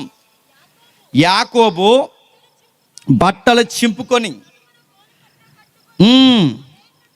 అనేక దినములు అతని కుమారులందరూ అతని కుమారులు కుమార్తెలందరూ కలిసి ఓదార్చవలనని యత్నము చేసిరి. అయితే అతడు ఓదార్పు నందనలక నేను అంగలార్చుచున్నాను, మృతుల లోకమునకు నా కుమారుని యొద్దకు వెళ్ళుదనని చెప్పి అతని తండ్రి అతని కోసం ఏడ్చెను. ఇక్కడ ఏమని రాస్తున్నా చూడండి. అతని తండ్రి అతని కోసం రోజులు ఏడుస్తున్నాడు, వారాలు ఏడుస్తున్నాడు, నెలలు గడిచిపోయి ఏడుస్తున్నాడు. ఎంతో వాదార్పిద్దామని చూస్తారు. కూతుర్లు వాదార్చాలనుకున్నారు, కొడుకులందరూ కలిసి ఎంతమంది వాదార్పు ఇవ్వాలనుకున్నా యాకోబు ఏడుపుని ఆపలేకపోయారు. ఈ ఏడుపుని తట్టుకోలేక, ఈ దుఃఖం తట్టుకోలేక, వయసు అయిపోయిన మా నాన్న ఇంత ఎలా ఏడవడానికి కారణం మా తమ్ముళ్ళు లేకపోవడం, మా తమ్ముళ్ళు లేకుండా పోవడానికి కారణం నేను ఇచ్చిన సలహా. ఈ ఏడుపుని నా కళ్ళ ముందు మా నాన్న ఏడుపుని నేను చూడలేనని చెప్పి ఇంట్లో నుంచి బయటకు వచ్చేసాడు. ఎవరు చెప్పండి? యోధా. అలా వచ్చేసాడు ఒంటరికంటే వాళ్ళ నాన్న బాధను చూడలేకపోయాడు. ఎందుకు? వాళ్ళ నాన్న అలా ఏడుస్తుంటే తట్టుకోలేకపోతున్నారు. ఎందుకంటే నా వల్లే నా తమ్ముడిని అమ్మేశాము. ఈ సలహా ఇచ్చింది నేనే. ఇప్పుడు ఈ సలహా ఇచ్చినప్పుడు తన ప్రాణం తన పీకుతుంది, తన మనసు తన మీద నేలరాపణ చేస్తుంది. ఆ గిల్ట్ తట్టుకోలేకపోయాడు. ఆ గిల్ట్ తట్టుకోలేక ఆయన చేసిన పని ఏంటంటే బయటకు పోవాలని నిర్ణయించుకున్నాడు. అంటే తన తప్పు పదే పదాలు నానేడుస్తుంటే గుర్తొస్తుంది, తన తప్పులు పదే భూతంలా తన కనబడుతున్నాయి. అక్కడ నుండి ఒంటరిగా పోయాడు. ఎక్కడికి పోయాడు ఒంటరిగా అంటే ఒక అదుల్లామా అనే ఏరియాకి పోయాడు. అంటే దాని అర్థం ఏంటి చెప్పిన? దొడ్డే అని అర్థం. ఎబ్రీ శబ్దంలో ఆ ఏరియాకు ఉన్న పేరు దొడ్డే. గుర్తుపెట్టుకోండి. ఎక్కడ పడ్డాడు ఈయన? తండ్రి కుటుంబాన్ని వదిలి ఎక్కడ పడ్డాడు? సహోదరుని వదిలేసి దొడ్లో పడ్డాడు. ఎవరు? యోధా. ఈయన దొడ్లో పడ్డానికి కారణం ఏంటి? యోసేపును గోతులో వేసాడు కనుక. గుర్తుపెట్టుకోండి. నా మాటలు అర్థమవుతున్నాయా? మనం ఏమిత్తుతామో అవి వడ్డీతో సహా దేవుడు మన నెత్తి మీదకి తెస్తాడు. నువ్వు ఇతరులకు పేర్లెట్టు, నీకు ఊరందరినీ కలిపి నీకు పేర్లెట్టిస్తాడు. నువ్వు ఇతరుల కుటుంబాల మీద నిందలై దేవుడు నీ కుటుంబాన్ని రోడ్డు మీదకి లాగుతాడు. నువ్వు ఇతరుల పిల్లలకు పేర్లు పెట్టు, వయసు వచ్చి నీ పిల్లలకు దేవుడు మచ్చలు పెడతాడు. మళ్ళీ చెప్తున్నా, మనం ఏమి ఇత్తుతామో అదే కోస్తాము, మనం ఏమి జరిగిస్తామో అదే నెత్తి మీదకి తెస్తాం. నువ్వు ఇతరులను మంచిగా పలకరిస్తే దేవుడు నీకు మంచి చేస్తాడు. ఇతరుల నాశనాన్ని కోరుకుంటే ఆ నాశనం నీ మీదకి రప్పిస్తాడు. యోధాకు అదే జరుగుతుంది. ఏం జరుగుతుంది? తన తమ్ముడిని ఒంటరిని చేశాడు. మరి ఈయనేమయ్యాడు? ఈయన ఒంటరి అయ్యాడు. తన తమ్ముడిని గోతులో పడేసినప్పుడు దగ్గరుండి చూశాడు. మరి ఈయనేమయ్యాడు? ఈయన అలాంటి గోతు లాంటి ఏరియాలోనే పడ్డాడు. ఇప్పుడు బాగానండి, యోధా బాగానండి, యోసేపు అన్యుల దేశంలో ఉన్నాడు, యోధా అన్యుల దేశంలో ఉన్నాడు. అంటే ఆయన అన్య ప్రాంతంలో ఉన్నాడు, ఈయన అన్య ప్రాంతంలో ఉన్నాడు. కానీ ఇద్దరు అన్య ప్రాంతంలో ఉన్న యోసేపులో లేని విలువలు క్షమించండి, యోధాలో లేని విలువలు యోసేపులో ఉన్నాయి. ఎందుకు? ఆ అబ్బాయి ఏం చేస్తున్నాడు చూడండి. యోధా ఒంటరిగుండి కానాల్లో ఏం చేశాడట? హీరా అని ఒక ఆమెను పెళ్లి చేసుకున్నాడట. ఏంటట? ఎలిసి అక్కడ క్షమించండి తన సహోదరుని పిలిచి ఏరా అని ఒక ఏరియాకి వెళ్ళిపోయి అక్కడ సుయా అని ఒక కనారీయురాలు సుయా అని ఒక కనారీయుల కుమార్తె అయిన యోధా చూసి ఆమెను తీసుకొని ఆమెతో పోయాడు. ఈ పెళ్ళి మా నాన్నకి ఇష్టమా కాదా? మా నాన్న ఒప్పుకోడా? మా అమ్మ ఏమంటది? ఈ అబ్బాయికి ఆ లెక్కలేమీ లేవు, తీసుకొని పోతే ఏమి సాధించాడు అంటే ఊరెళ్ళిపోవడం నీ ఇష్టమే, ఇంట్లోంచి వెళ్ళిపోవడం నీ ఇష్టమే, నీ లైఫ్ నువ్వు డిజైన్ చేసేసుకోవడం నీ ఇష్టమే. తల్లిదండ్రులకు ఇష్టం అడుగుతాను. పిల్లల ఇష్టాలను తల్లిదండ్రులు ఎంత గౌరవించాలో తల్లిదండ్రుల ఇష్టాన్ని కూడా పిల్లలు అంతే గౌరవించాలి. నీకు నచ్చకపోతే వాళ్ళకి అర్థమయ్యేలా చెప్పాలి, వాళ్ళకి నచ్చకపోతే నువ్వు అర్థమయ్యేలా చెప్పాలి. ఎవరి నిర్ణయాలు వాళ్ళు తీసేసుకుంటే తగునా? ఆ కాపురాలు నడుస్తాయా? ఆ కుటుంబాలు బాగుంటాయా? నవ్వులు పాలైపోతారు. మీ ఊరికి ఏమనుకుంటున్నారో, మీ ఏరియాకి మీరే చెడ్డ ఉదాహరణగా మిగిలిపోతారు. యోధా ఏం చేస్తున్నాడు చూడండి. వెళ్ళాడట, ఆ ఒంటరిగా ఉన్నాడు. ఒంటరిగా ఉన్నవాడు ఏం చేస్తాడు? తొంటరి పనులు చేస్తాడు. చేయడా? ఒంటరిగా ఫోన్ అట్టుకుని తిరుగుతున్నాడు. ఫోన్లా కింద పగలగొట్టని మళ్ళీ చెప్తున్నాను నేను. మీ కొడుకులే ఎవరైనా ఉంటే ఆడికి ఒంటరిగా అంత ఖాళీగా పనేటాడికి అక్కడ బాత్రూంలో పట్టిపోతున్నారండి ఫోన్. బాత్రూంలోకి ఎందుకురా ఫోన్ నీకు నడుతున్నా? బాత్రూంలోకి ఎందుకు? విడిగా చేస్తున్నా ఎవరికైనా? బాత్రూంలో పనేటి నీకు? బాత్రూంలో పట్టుకుకెళ్ళకపోతే ఇటు కార్యక్రమాలు జరగవేడికి ఏటా కారు ఇయ్యి ఇంకేటని అడగండి. అమాట అర్థమవుతున్నా అంటే, ఒకప్పుడు పెద్దోళ్ళు చుట్టగాలితే అయ్యేది ఏటని అడగండి, టీ తాగితే అయ్యేది ఏటని అడగండి. ఇప్పుడున్న జనరేషన్కి ఎవరైతే ఉన్నారో ఇప్పుడున్న జనరేషన్కి వీడికి బాత్రూంలోకి ఫోన్ ఎట్టుకెళ్తే కానీ అవదు ఏటని అడగండి. ఇప్పుడు రాత్రి అప్లోడ్ చేసాడు ఫోటో ఫేస్బుక్లో, ఇన్స్టాలో, దానికి లైక్లు ఎన్ని వచ్చినాయి, డిస్లైక్లు ఎన్ని వచ్చినాయి, కామెంట్లు ఎన్ని వచ్చినాయి ఇప్పుడు తెలిస్తే కానీ వీడి కాలకృత్యాలు అవ్వ. లోపల రాత్రి మెచ్యూర్ ఫంక్షన్ ఫోటో తీసుకున్నాడు రాత్రి. చూసారు ఒకప్పుడు ఆడపిల్లకి మెచ్యూర్ ఫంక్షన్ ఫోటోలు తీసుకోరు. ఆ కింద కూర్చోబెట్టి, ఆకుల మీద కూర్చోబెట్టి, ఆ సాపల మీద కూర్చోబెట్టి, వాళ్ళకి అందం ఆ ఏజ్కి అలా కూర్చోబెట్టి. ఇప్పుడు కుర్రోలు అలాగే తీసుకుంటున్నారండి. ఐవి రోడ్డు మీద ఇలా కూర్చుంటున్నారు 2 కాళ్ళు అట్టుకుని. మెచ్యూర్ అయ్యావా అడుగుతున్నాను నేను. నడుతుంది నీకు అన్ని ఫోటో స్టిల్ అట్టి అది అప్లోడ్ చేయడాడు. ఇప్పుడు దానికి ఏం జరిగిందో తెలిస్తే కానీ ఇప్పుడు వీడు మొహం గడవడు, స్నానం చేయడు, బాత్రూమ్కి వెళ్ళడు, ఫోన్ నడుతున్నా, ఫోన్ అట్టుకుపోతాడు నడుతున్నా. ఇంత చెత్త యాటిట్యూడ్ మీ ఇష్టమా? అది ఏం చేస్తున్నాడు నడుతున్నాడు. ఒంటరిగా ఉన్నవాడు తొందర పనులు చేస్తాడు. మీ పిల్లలు ఎవరైతే వయసు ఉన్న పిల్లలు వాడు సరిగ్గా చదువుకుంటే సరే, వాడికి టెక్నాలజీ చూస్తే సరే, కానీ మీ ఒంటరిగా ఉన్న పిల్లలు మీరు అబ్జర్వ్ చేయండి. వాళ్ళ ఫ్రెండ్స్ ఎవరు, ఫోన్లో ఏం చూస్తున్నారు, కాంటెక్స్ట్ ఏంటి, ఇన్బాక్స్ ఏంటి, వాట్సాప్ ఏంటి, అదర్ యాప్స్ ఏమున్నాయి చెక్ చేయండి. ఫోన్ కొనిచ్చేది పేద మీరు దానవీర సూరకర్ణలాగా బిల్డప్ ఇవ్వకండి. నేను మళ్ళీ చెప్తాను, మీరు ఫోన్ కొనిచ్చే సగం మంది పిల్లల్ని పాడు చేస్తున్నారు. నేను సీరియస్గా ఏం చెప్తున్నాను. నేను ఆ రోజుల్లో ఫోన్ లేదు కానీ తన ఒంటరితనం పాడు చేస్తుంది. ఈరోజు ఫోన్లు ఉన్నాయి, ఒంటరిగా ఉన్న వాళ్ళని పాడు చేస్తున్నాయి. ఇక్కడ డిస్ప్లే లేదు కానీ ఆ టెక్నాలజీ ఉంటే మీకు ఏది చూపిద్దును. కొత్త యాప్లు వచ్చాయి. కొత్త యాప్లు ఏంటి చెప్పనా? ఆడు అంతా బాగున్నాడండి, ఆడు చాలా ఒంటరిగా కుమిలిపోతున్నాడు. ఆ కుమిలిపోతున్నది ఎందుకు కుమిలిపోతున్నాడంటే ఆ మగాడికి ఇంకో మగపిల్లోడు లవ్ చేయడానికి కావాలండి. మొగోడేటండి ఇప్పుడు అతిపెద్ద ప్రాబ్లం ఏంటి చెప్తున్నా జనరేషన్లో. నేను మళ్ళీ చెప్తున్నాను, రాసి పెట్టుకొని కావాలంటే ఇది లైవ్ కూడా వెళ్తుందని చెప్తున్నాను.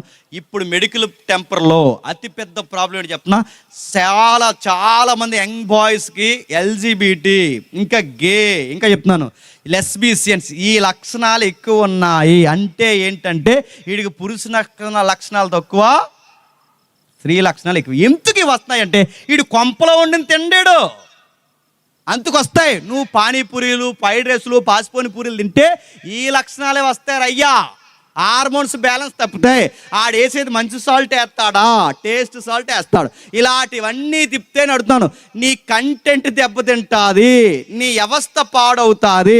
ఇంకా నేను చెప్తున్నాను, పిల్లలు పుట్టే వ్యవస్థల మీద కూడా ఈ ప్రభావాలు పడుతున్నాయి. ఇప్పుడు కొత్త సర్వేలు, నేను సీరియస్గా అని చెప్తున్నాను, ఇది యవనస్తుల సభగా, అందుకే ఇవన్నీ చెప్పాలి. నేను అడుగుతున్నాను. ఒకప్పుడు అన్నీ చెక్ చేస్తారు, ఇప్పుడు ఏం చెక్ చేస్తున్నారు చెప్పనా? మెడికల్ చెకింగ్ కూడా ఇప్పుడు సంబంధాల్లో చూసుకుంటున్నారు. అందుకే ఇప్పుడు యాప్లు వచ్చినాయి. యాప్లు ఏంటి చెప్పనా? వీడు ఒంటరిగా ఉన్నాడట, అదేదో యాప్ అని నా టెలిగ్రామ్లో సేవ్ చేశాను దాన్ని. ఆ యాప్ ఏంటంటే ఇప్పుడు ఈ ఒంటరోడికి ఇలాంటి తొంటరోడు ఇంకొకటి కావాలి. అలాంటి వాళ్ళందరూ ఎక్కడ దొరుకుతారంటే ఈ యాప్లో దొరుకుతారు. యాప్లో నేను డౌన్లోడ్ చేసుకున్నాను, చాలా బాగా ఉంది యాప్, మీరు కూడా అంటున్నాడు. మేము డౌన్లోడ్ చేసుకుని మేము ఆర్డర్ చేయరా ఫోను, మా ఇంట్లోదే తింటాం మేము, మా అమ్మ వండింది, మా భార్య వండింది తింటాం. నువ్వు పాసిపోని పానీపూరీలు అనేది తిని యాప్ డౌన్లోడ్ చేసుకున్నావు. నేను సీరియస్ చెప్తున్నాను. మగపిల్లలు కాకుండా పోతున్నారు, ఆడపిల్లలు కాకుండా పోతున్నారు, ఆడవాళ్ళు చేసుకుంటున్నారు, మొగోళ్ళు జనరేషన్ మారిపోయింది.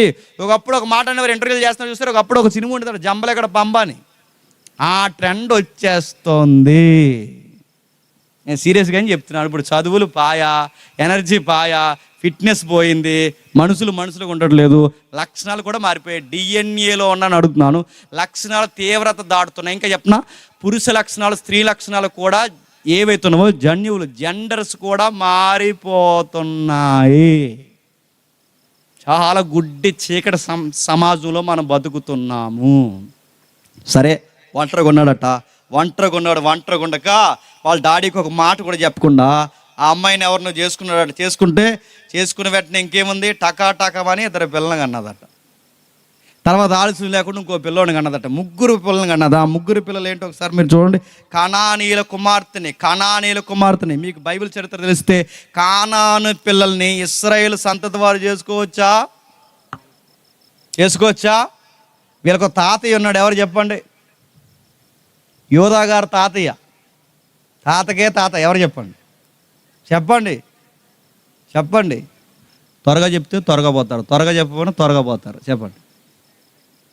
ఈ బొంద తాతకి తాత గుర్తుపెట్టుకోండి. యాకోబు నాన్న ఇస్సాకు. ఆ తాతకి ఇంకో తాత ఉన్నాడు, ఎవరు చెప్పండి? అబ్రహాం దగ్గర నుంచి ఉన్న లెగసీ ఏంటో తెలుసా? బయటోళ్ళ పిల్లల్ని చేసుకోకూడదు. ఎందుకు?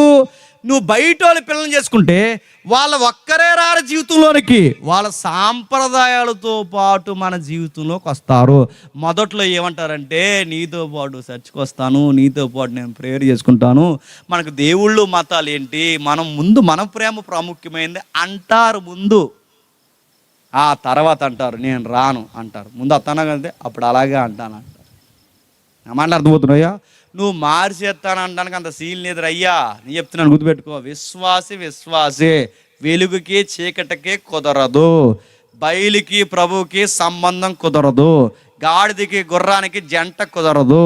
నేను మళ్ళీ చెప్తున్నాను, నీకు పెళ్ళిడు వస్తే పెళ్లి చేసుకోవాలనిపిస్తే సంఘంలో పెద్దలు, సంఘంలో దైవజనులు, సంఘంలో మీ తల్లిదండ్రులు ఎవరైతే ఉన్నారో, నేను పెళ్లి చేసుకోవాలనుకుంటున్నా, మంచి సంబంధం, నాకు నచ్చిన సంబంధం, విలువలు ఉన్న సంబంధం, దేవుడిని నమ్మిన సంబంధం చూడండి అని అడిగి చేసుకో. నీ సెలక్షన్తో నువ్వు ముందుకెళ్ళావో నీ ఎలక్షన్లో కూడా రాంగ్ అని తేలిపోతుంది. ఇంతమందిని చూశాను చెప్తున్నాను. నేను మళ్ళీ చెప్తున్నాను. యోధా వెళ్ళాడు, చేసుకున్నాడట, 3 పిల్లలను అన్నాడట. నడుతున్నాను. అబ్రహాం గారు చేసుకొని అన్నాడు, నడుతున్నాను. ఇస్సాకు చేసుకున్నాడా? ఇస్సాకు సంబంధం చూస్తున్నప్పుడు కూడా రూల్స్ ఏంటి చెప్పినా, బయట సంబంధం తేవద్దు అన్నాడు అబ్రహాం గారు. ఇంకా చూడండి, యాకోబు కూడా బయట అమ్మాయిని చేసుకున్నాడా? తెలిసిన పిల్లల్నే చేసుకున్నాడు. ఇంకా చెప్పండి, వీళ్ళ తల్లిదండ్రులు అందరూ దేవుడి నీతిని బట్టే పెళ్ళిళ్ళు చేసుకుంటే, ఇతగాడు మాత్రం బయటికి పోయి ఎవరిని చేసుకున్నాడట? వద్దన్న పెళ్లి చేసుకుంటే ఏమైనా తంట వచ్చి పడింది. ఏమైంది? టక్కమని 3 పిల్లలు పుట్టారు. అరే లైఫ్ సక్సెస్ అయిపోయింది. ఇంకేంటి? బంతుల్లాంటి పిల్లలు పుట్టారు. ఒకటి పేరు ఏరు, రెండో పేరు యోనాను, మూడో పేరు శేల. పేర్లు అదిరిపోయినాయి. 3 పేర్లు ఏరు, ఓనాను, శేల, ఇలా 3 పేర్లు పెడితే మొదటి పేరు ఏంటి చెప్పిన? ఏరు అనే పేరుకి మెలకువ గలవాడని అర్థం. రెండో వాడి పేరు సత్తువ గలవాడని అర్థం. మూడో వారి శేల అనే పేరుకి గర్భం నుండి తీయబడిన వాడని అర్థం. ఇలా అర్థం పర్థం లేని 3 పేర్లు పెడితే, ఈ అర్థం పర్థం లేని పేర్లు పెడితే ఆ మొదటోడి పేరు ఏరు. ఏడదా ఏరు, అదేం పేరో మరి. ఆ ఏరు అనే పేరుడు ఎర్రేసలు వేశాడు. ఏం చేశాడు దేవుడు? ఆయన్ని తీసుకెళ్ళి ఒక అమ్మాయికి పెళ్లి చేశారు. ఆ అమ్మాయి పేరు తామారు. ఎవరు? తామారు. ఆ తామారుకి ఎప్పుడైతే పెళ్లి చేశారో, మరి ఏ తిక్కల పని చేశాడో నాకు తెలియదు, కానీ ఆ తామారుని చేసుకున్న ఆ మొదటోడిని దేవుడు చంపేశాడు. ఎక్కడుందా వచనం చదవండి, 8వ వచనం. అప్పుడు యోధ ఏమంటున్నాడు? ఇంకా మనకు బాగా అర్థం. 6వ వచనంలో, యోధ తన జ్యేష్ఠ కుమారుడైన ఏరునకు తామారని ఒక దాన్ని పెళ్లి చేశాను. యోధ జ్యేష్ఠ కుమారుడైన ఏరు యెహోవా దృష్టికి చెడ్డవాడు గనక యెహోవా అతన్ని ఏర్లతో సహా తీసి పడేశాడు. ఆడు ఏరన్నట్టుకున్నా ఏరు లాగేశాడు. ఆడికి చంపాడు, ఏదో చీకటి పని చేశాడు, మొత్తం మీద తప్పుడు పని చేశాడు. వాడి వయసులో ఉండి యంగేజ్లోనే పెళ్లి చేసుకుంటే ఆడ యంగేజ్ దాటకుండానే ఆ వయసులో ఉన్న భార్య ఉండగానే చంపి పాడేశాడు దేవుడు. ఇలాంటి చీకటి ఎప్పుడైతే యోధా కుటుంబాన్ని నలుకుంటుందో రెండో వాడిని ఇచ్చి పెళ్లి చేశారు. రెండో వాడి పేరేంటట? యోనాను. ఆ యోనాను ఎప్పుడైతే పెళ్లి చేశారో అతని భార్య వద్దకు వెళ్ళి మరిది ధర్మం జరిగించి నీ అన్నకు సంతానం కలగజేయమని చెప్పింది. మరిది ధర్మం అంటే ఆ రోజుల్లో వాళ్ళ సంస్కృతి, మనకు కాదు. మరిది ధర్మం అంటే ముఖ్యంగా మధ్య ఆసియాలో మెసొపొతేమియా నాగరికత దగ్గరగా మరిది ధర్మం అంటే ఆ రోజుల్లో ధర్మం ఏంటో తెలుసా? మరిది ధర్మం అంటే అన్నయ్య చనిపోతే అన్నయ్య కుటుంబం ఆగిపోకూడదని అన్నయ్య భార్యని తమ్ముడు చేసుకుంటాడు. అది వాళ్ళ ధర్మం, వాళ్ళ సంస్కృతి. ఇలాంటివన్నీ చదివి ఇదిగో బైబిల్లో వదిలిని చేసుకున్నారు, బైబిల్లో మామ కోడల్ని చేసుకున్నాడు అని ఏదో పెద్ద ఇంటర్నేషనల్ తప్పుల్లాగా ఇవి జీవిస్తున్నారు. మరి ఇలాంటివన్నీ బైబిల్ ఎందుకు రాశారంటే ఇది ఒక కేస్ స్టడీ. మరి చెప్తుంది, ఇది కేస్ స్టడీ. కేస్ స్టడీ ఏంటంటే ఏంటి చెప్పనా? కేస్ స్టడీలో ఏం జరిగిందో మక్కి చెప్పండి రాస్తారు. కేసు అంటే ఏంటి? కేసులు అడుగుతారు కోర్టులో, ఏంటో తెలుసా? ఏమని అడుగుతారంటే ఆడు నన్ను అత్యాచారం చేశాడంటే అత్యాచారం చేశాడంట అని రాయరు. అత్యాచారం అంటే ఏంటని అడుగుతారు. ఎందుకంటే నన్ను డీటెయిల్గా అడగండి. ఆడిట్టాడు మెసేజ్ ముందు నువ్వెట్టావని అడుగుతారు. అలా కాదండి అంటే నా చెయ్యి అట్టుకున్నా, అదే చెయ్యి అంటే ఎక్కడ పడుకున్నాడా అడుగుతారు. ఆడు నన్ను కౌలించండి, అది ఎలా కౌలించండి, ముందు నుంచి వెనక నుంచి ఇవన్నీ అడుగుతారు. మళ్ళీ చెప్తున్నాను, కేసులో డీటెయిల్గా రాస్తారు. ఇంకా మళ్ళీ చెప్తున్నాను, పర్సనల్గా మాట్లాడుకునే విషయాలు కూడా రాస్తారు. ఇంకా చెప్తున్నా, మన మర్మంగా అవయవాలు ఏవైతున్నాయో వాటితో సహా రాస్తారు. దానికి మెడికల్ టెస్ట్లు కూడా చేయిస్తారు. దీన్ని కేసు అంటారు. కేసుగానే చూడాలి. ఆ కేసు నువ్వు చదివి ఏంటి ఇలాంటి బూతులు రాసరి CD ఫైల్లో అనకూడదు నువ్వు. అది CD ఫైల్, అది కేసు. అది కేసులు ఇదేంటి ఇలాంటి అబ్యూజ్ లాంగ్వేజ్ వర్డ్స్ మీరు ఉపయోగించారంటే అది అబ్యూజ్ కాదురయ్యా, అది కేసు డైరీ. ఇది కూడా ఒక కేసు. ఇది యోధా గారి కేసు, ఇది యోధా గారి కుటుంబం కేసు. ఆ కేసుని వాదిస్తున్న ఆ కేసుని వాదోపవాదాలు చేస్తున్న గ్రంథకర్త.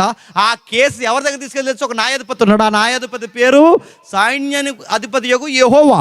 ఆయన ముందు ఈ కేసు ఉంది. అందులో మొట్టమొదటి కేసు తేలుతుంది. అందులో పార్ట్ 1 రాస్తూ పార్ట్ 2 రాస్తూ అందులో A1 A2 వస్తున్నారు. అందులో A1 యోధా అయితే A2 కూడా ఎవరో తెలుసా? ఆ పెద్ద కొడుకు చచ్చాడు, చంపేశాడు దేవుడు. రెండో వాడు వచ్చాడు. ఆ రెండో వాడికి మరిదనం ఉంటే ఆ రోజులు వాళ్ళ ధర్మాలు అవి. ఆ ధర్మం జరిగించడానికి అన్న భార్య వదిన ఎప్పుడైతే చేసుకున్నాడో ఆ చేసుకున్న తర్వాత ఇప్పుడు వదిన అవ్వదు, అతనికి భార్య అవుద్ది. ఆ భార్యను చేసుకున్న తర్వాత వీడు చేస్తున్న పని ఏంటి తెలుసా? ఒకవేళ నేను ఈవిడికి పిల్లల కన్నా నా పిల్లలని ఎందుకంటారు, నా అన్నయ్య పిల్లలు అంటారు కనుక ఈవిడితో నా శరీర కోరికను తీర్చుకుంటాను తప్ప ఈవిడికి మాత్రం నా వల్ల బిడ్డలు పుట్టకూడదని. ఈ మాట అక్కడ రాయబడిన మాట నేను చెప్తున్నాను, తప్పుగా అర్థం చేసుకోకండి. వాడు రెత్తెన్స్ని నేలకు వదిలేశాడంట. అంటే వాడు ఏదైతే పిల్లల ఉత్పత్తి క్రమానికి పురుషుడి నుండి వచ్చే శుక్ర కణాలు ఉన్నాయో ఆ శుక్ర కణాలని వాడు నేల విడిచాడు. దేవుడు చూశాడు, ఒకసారి చూశాడు, 2 సార్లు చూశాడు. వాడు చేస్తున్న తుంట్ర పనికి ఈ రెండో వాడిని కూడా చంపిపాడేశాడు. మొదటోడు చచ్చాడు, చెప్పండి, రెండో వాడు చచ్చాడు, ఇక మూడో వాడు ఉన్నాడు. ఆ మూడో వాడి పేరే చెప్పండి శేల. ఈయన చేద్దామంటే భయం వేస్తుంది ఇప్పుడు ఎవరికి? యోధాకి. దేశం కానీ దేశం, కుటుంబం కానీ కుటుంబం అన్య ప్రాంతానికి పోతే యోధా గారికి మూఢనమ్మకాలు వచ్చేసాయా, మూఢనమ్మకాలు కానీ నమ్ముతున్నాడా అనిపిస్తుంది చదువుతుంటే. ఆ మూఢనమ్మకాలు ఏంటి చెప్పినా, ఈ పిల్లని చేసుకుంటే మా మొదటోడు చచ్చిపోయాడు, ఆ పిల్లని చేసుకుంటే మా రెండో వాడు చచ్చిపోయాడు, ఇప్పుడు పిల్లని ఈ మూడో వాడిని కూడా చేస్తే మూడో వాడు కూడా చచ్చిపోయాడు. అంటే నేరం ఎవరిది అన్నట్టు చూస్తున్నాడండి. కొంతమందికి వయసు పెరిగినా చెప్పండి బుద్ధి పెరగదు. కొంతమంది చూసారా, వీళ్ళ పోరంబోగు పనులన్నీ చేసి, పదం ఘాటుకుండాలని అంటున్నాను ఏమనుకోకండి, పోరంబోగు పనులన్నీ చేసి అంతా ఈ పిల్ల వచ్చాక మా కుటుంబం ఎలాగైపోయిందండి. ఈ పిల్ల ఏం చేసిందిరా మిమ్మల్ని? గ్రహాంతర జీవా పిల్ల. ఈ పిల్ల మా ఇంటికి వచ్చా మాకేం కలిసిరండి అన్నాడు. మీకు తెరవలేదని చెప్పండి. ఆ కోడల మీద పడేడుతారు ఎందుకు? ఈ పిల్ల వచ్చాక ఎలాగ అయిపోయింది, ఈ పిల్ల వచ్చాక మా ఆర్థిక, ఈ పిల్ల వచ్చాక మా రావచ్చున్నారు. ఈ పిల్ల వచ్చాక కాదు, మీకు తెరవలేక వచ్చింది ఇదంతా బాధ అంతా. మళ్ళీ చెప్తున్నా, ఆ పిల్ల ఏం చేసింది? మూఢనమ్మకాలు కదా. చాలా మంది చూడండి, ఆడపిల్ల అంటే ఏదో ఆ పుట్టింటి నిధులు, ఆ పుట్టింటి వదిలి ఈ మెట్టింటికి వస్తే ఈ పిల్ల వచ్చాక మాకు అన్ని నష్టాలు వచ్చాయని రాసి రంపాను పెట్టేసి ఆ పొరలేని పెద్ద తలకాయలు లేవు. అన్నీ మూఢనమ్మకాలే. యోధా కూడా ఇలాంటి నమ్మకాలు నమ్ముతున్నాడేమో. అందుకే చూడండి, పెద్దోడిని చేస్తే చనిపోయాడు, రెండో వాడిని చేస్తే చనిపోయాడు, ఇప్పుడు మూడో వాడిని చేసినా చనిపోతాడేమో అంకెట్టాడట. ఏమని? అమ్మా, మా మూడో వాడు ఇంకా చిన్నోడు, వీడికి వయసు వచ్చిన తర్వాత నీకు కౌరు పంపుతాను, అప్పటి వరకు నువ్వు అక్కడే ఉండు, అప్పటి వరకు నువ్వు అక్కడ ఉంటే అప్పుడు నేను ఒక రోజు పిలుస్తా అంటే అలా పంపొచ్చా పిల్లనే? నా మాట్లాడండి. మొదట ఆయన చనిపోయాడు, రెండో ఆయన చనిపోయాడు, ఇప్పుడు పుట్టింటికి పంపుతున్నారు. ఆ పుట్టింటికి పంపితే వాళ్ళకి భయభక్తులు ఉన్న ఊరు అది కానాను ఊరు. ఆ ఊరికి పంపితే ఇప్పుడు ఆ పిల్లని ఏం చేస్తారు అంటే ఏం ప్లాన్ వేస్తాడు? మా వాడికి వయసు వచ్చే లోపు ఈ పిల్ల ఎవడో ఒకరిని చూసుకుంటుందో, లేకపోతే ఎవరినో ఒకరిని చేసుకుంటుందో, ఎవరో ఒకరికి ఇచ్చి చేసేస్తాడని పక్కా ప్లాన్ వేసి పంపేశాడు. కానీ ఆ అమ్మాయి ఎలాంటిదంటే ఈ ఇంట్లో వాళ్ళని చేసుకోవాలని ఫిక్స్ అయ్యింది. నా మాటలు అర్థమైందా? ఆ అమ్మాయి ఎప్పుడైతే చేసుకోవాలని ఫిక్స్ అయిందో ఆ సంతానం గుర్తుపెట్టుకోండి, ఆడు పెద్దోడు అయిపోయాడు, వస్తాడని చూసింది, పంపిస్తాడని చూసింది. ఎంత పంపిస్తాడని చూసినా ఆ అబ్బాయిని పంపించలేదు, పెళ్ళి చేయలేదు. అతగాడు పనులు అతను ఉన్నాడు, ఈ అమ్మాయిని వదిలేశారు. నేను మళ్ళీ చెప్తున్నాను, లేయమ్మ ఏడిస్తే లేయమ్మను వాదార్చిన దేవుడు ఒక ఆడపిల్ల అయిన తామారు ఏడుస్తుంటే ఆ తామారి పక్షాన కూడా దేవుడు నిలబడ్డానికి వచ్చాడు. ఏమైందో తెలుసా? వయసున్న దగ్గర నుండి వేస్తున్నాడు, యాసాల మీద యాసాలు. ఎవరు చెప్పండి? యోధా గారు. ఏజ్ దాటింది, మధ్యస్థం మిడిల్ ఏజ్లోకి వచ్చాడు. ఈ మిడిల్ ఏజ్లోకి కూడా వచ్చిన తర్వాత ఇప్పుడు యోధా గారు ఏం చేస్తున్నారంటే ఆ చిన్న కొడుకుని పంపకుండా ఎప్పుడైతే ఇలాంటి పనులు చేస్తున్నాడో ఒకరోజు అమ్మాయి పక్కా స్కెచ్ చేసి కూర్చుంది. ఏంటది? 11వ వచనం చదువుదాం ఒకసారి. ఇతడు కూడా అని చెబుతూ 12వ వచనంలో చాలా దినములైన తర్వాత యోధా భార్య చనిపోయిన. ఎవరు చనిపోయారట? నేను అడుగుతున్నాను, చెప్పండి. దేశం కాని దేశానికి పోయి యోధా ఏం సాధించాడు చెప్పండి? పెద్ద కొడుకు చనిపోయాడు, చెప్పండి. రెండో కొడుకు చనిపోయాడు, ఇప్పుడు చెప్పండి. భార్య చనిపోయింది. ఎందుకు చనిపోయింది? ఆ పిల్లని ఏడిపిస్తున్నారు మీరు. మళ్ళీ చెప్తున్నాను నేను, మీకు లెక్కలుంటే ఏమన్నా ఉంటే చూసుకోండి. ఆ అమ్మాయికి అర్థమయ్యేలా చెప్పండి. ఎవడ ప్లానింగ్ ఆడేస్తూ కూర్చుంటే మీరు అనుకున్నట్టు జరిగిపోవడానికి మీరు సృష్టికర్తలా? అమ్మాయికి అన్యాయం చేసేసి ఆ అమ్మాయిని బయటికి పంపేసి ఆ అమ్మాయి అంతలా ఏడుస్తుంటే పెద్దోడు పోయాడు, రెండో వాడు పోయాడు. అయ్యో, యెహోవా దృష్టికి మా పెద్దోడు మా చిన్నోడే తప్పు చేసాడు అనుకోవడానికి బదులు తప్పంతా ఎవరిదంటున్నాడు? తప్పు కొడుకులు గారి గుర్తుపెట్టుకోండి. ఎప్పుడు మన ఇంట్లో వాళ్ళది తప్పు ఉండదు, బయట వాళ్ళదే తప్పు అన్నాడు చూస్తాం మనం. నేను అడుగుతున్నాను, తప్పు వాడు అడుగుతున్నాను, తప్పు ఆ అమ్మాయిది కాదు, తప్పు ఏళ్ళలో ఉంది. ఎవడు యెహోవా దృష్టికి ఘోరమైన పని చేసింది? పెద్ద కొడుకు. ఎవడు యెహోవా దృష్టికి ఘోరమైన పని చేసింది? నీ రెండో కొడుకు. ఎవరు యెహోవా దృష్టికి అన్యాయంగా పడుతుంది? నువ్వు. అందుకే దేవుడు ఏం చేస్తాడు తెలుసా? పెద్దోడిని తీస్తాడు, రెండో వాడిని తీస్తాడు, ఇప్పుడు భార్యని తీస్తాడు. ఎందుకు చెప్పిన? తామారిని ఏడిపిస్తున్నావు. నేను అడుగుతున్నాను, దేశం కానీ దేశం మళ్ళీ యోధా ఏమి సాధించాడు చెప్పండి? శవాల గుట్ట సాధించాడు వెళ్ళి అక్కడికి. ఎందుకు ఇదంతా జరుగుతుంది చెప్పిన? ఒకరిని అన్యాయంగా ఏడిపించో, నీతిమంతుడిని ఏడిపించో. ఆ నీతిమంతుడి పేరు యోసేపు. యోసేపుని దేశం కానీ దేశంలో పడేస్తావు, దేవుడు నిన్ను దేశం కానీ దేశంలో పడేస్తాడు. యోసేపుని తీసుకెళ్ళి గోతులో పడేస్తావు, దేవుడు నిన్ను దొడ్లో పడేస్తాడు. దేవుడు యోసేపుని నువ్వు బాధ పెట్టేలా చేస్తావు. యోసేపుని సంఖ్యలు బాధ పెడుతుంటే దేవుడు నిన్ను శవాల చేత బాధ పెడుతున్నాడు, గుర్తుపెట్టుకో. సేమ్ జరుగుతుందంటే అక్కడ ఏం జరుగుతుంది, ఇక్కడ అదే జరుగుతుంది. ఎప్పుడైతే జరిగిందో కొన్ని రోజులకి ఏం జరుగుతుందో మీరు చూడండి. 14 వచ్చిన అప్పుడు చాలా పెద్దవాడైనప్పటికీ తాను అతనికి ఇయ్యబడుతుంటే తామారికి ఇయ్యబడకుండా ఉంటే ఆమె చూసి తన వైద్య వస్త్రములను తీసివేసి ముసుగు వేసుకొని శరీరం అంతయు కప్పుకొని తిమ్నాతునకు పో మార్గం నుండి యానాయం ద్వారముని వద్ద కూర్చుని ఉండగా యోధాముని చూసి ఆమె తన ముఖము కప్పుకొని ఏష్ అనుకుని, ఇప్పుడు చెప్పండి, సంసార యాసం తీసేసింది. ఏ వేషం వేసుకుని చెప్పండి? వేశ్య వేషం వేసుకుంది. అమ్మాయి అలా చెయ్యొచ్చా? అమ్మాయి అలా చెయ్యాలా చేయకూడదని అమ్మాయికి అంత తెలియదు. ఎందుకంటే ఆ అమ్మాయి ఇశ్రాయేలురాలు కాదు. ఎవరు చెప్పండి? కానీ అంటాడు, ఆ అమ్మాయికి నీకున్నంత జ్ఞానం ఉండకపోవచ్చు. అమ్మాయి బయట నుంచి వచ్చిన అమ్మాయి.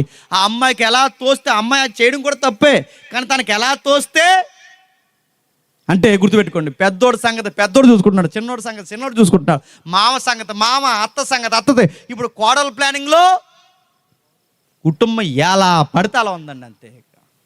నేను మళ్ళీ చెప్తున్నాను, ఒక్క మంచోడికి అన్యాయం చేసి ఒక కుటుంబాన్ని బాధపెట్టి యవ్వన జీవితం నుంచి యోధా సాధించేసింది ఏంటి? దెబ్బల మీద దెబ్బలు, దెబ్బల మీద దెబ్బలు, దెబ్బల మీద దెబ్బలు తిన్నాడు.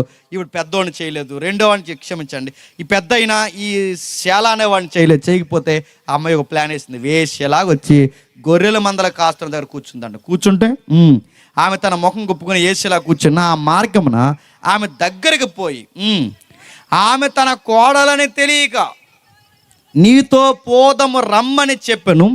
అందుకామె నీవు నాతో వచ్చిన ఎడల నీవు నాకేం, జాగ్రత్తగా వినాలి, నువ్వు నాతో వచ్చిన నువ్వు నాకేమి ఇచ్చేదవు అని అడిగాను. నేను మందలో నుండి గొర్రె పిల్లను పంపుదునని చెప్పాను. ఆమె ఏదైనా కదువు పెట్టమని అడిగాను, సరే అని చెప్పను.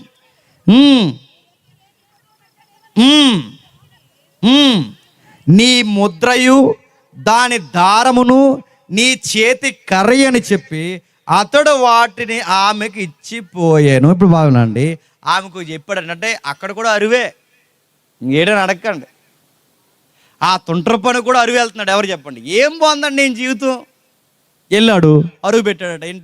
ఏంటి నువ్వు, నీతో నేను రావడం వల్ల నాకేమిస్తావంటే, మరి ఏషిలా మాట్లాడాలిగా, నువ్వు నాకేమిస్తావంటే నా మందలో పుట్టినప్పుడు గొర్రె పిల్లలు పంపుతానంటే, పంపుతావని గ్యారంటీ ఏంటి అని అడిగింది. పంపుతానంటే అయితే నాకు ఏదన్నా వకాల్తాగా నాకు ఏదన్నా ఇవ్వు, నాకు గుర్తుగా ఇస్తాడానికి ఏదన్నా గుర్తు ఇవ్వు, ఒకవేళ ఇవ్వకపోతే నీతో గొడవడడానికి ఆ రోజు నా దగ్గర మాట తీసుకున్నా అడగడానికి బాగుంటుందంటే, ఏం కావాలంటే నీ దారపు పోగు కావాలంటే దాని ఏంటి చెప్పినా, నీ వస్త్రంలో మొక్క కావాలంతే. దారం అని రాశారు కానీ దాన్ని రూట్ వర్డ్ మీనింగ్ ఏంటో తెలుసా? వస్త్రపు మొక్క. నీ కర్ర, నీ చేతి కర్ర కావాలి, నీ వస్త్రపు మొక్క కావాలి. రెండు ఇచ్చాడు, కర్ర ఇచ్చాడు, చేతి ముద్రతో ముడిపడిన ఆ వస్త్రపు మొక్క ఇచ్చాడు.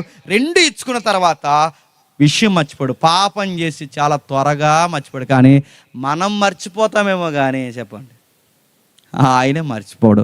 మనం మర్చిపోతామేమో కానీ పాపం మనల్ని వదలదు. అది రిజల్ట్ రూపంలో వచ్చింది. దురాశ గర్భం ధరిస్తే పాపం అయితే, పాపానికి ప్రెగ్నెన్సీ వస్తే దాని పేరు సావు. నా మాట్లాడుతూపోతుందా? ఇప్పుడు దురాశ వచ్చింది, ఆ దురాశకి ప్రెగ్నెన్సీ వచ్చింది. ఆ ప్రెగ్నెన్సీ పేరు ఇప్పుడు ఏంటి చెప్పిన, తామారు గర్భవతి. వెంటనే తీసుకొచ్చారు, బాబు నీకు విషయం చెప్పాలి, మీ కోడలు ఎవరితోనో చెప్పండి తప్పు చేసింది అన్నారు. ఈయనంత వెళ్తుంది కదా, మర్చిపోయాడు. ఆవిడ చెప్పలేదు. ఎప్పుడైతే మీ కోడలు ఎవరితోనో తప్పు చేస్తున్నారు కానీ పిలిపించండి అంటనే అన్నాడు. పిలిపించి ఏమంటున్నాడు చూడండి, ఏమంటున్నాడు ఒకసారి త్వరగా ముగిద్దాం. ఏమంటున్నాడు ఒకసారి మనం 22వ వచనంలో, కాబట్టి అతడు యోధా యొద్దకు తిరిగి వెళ్ళి, ఆమె నాకు కనబడలేదు,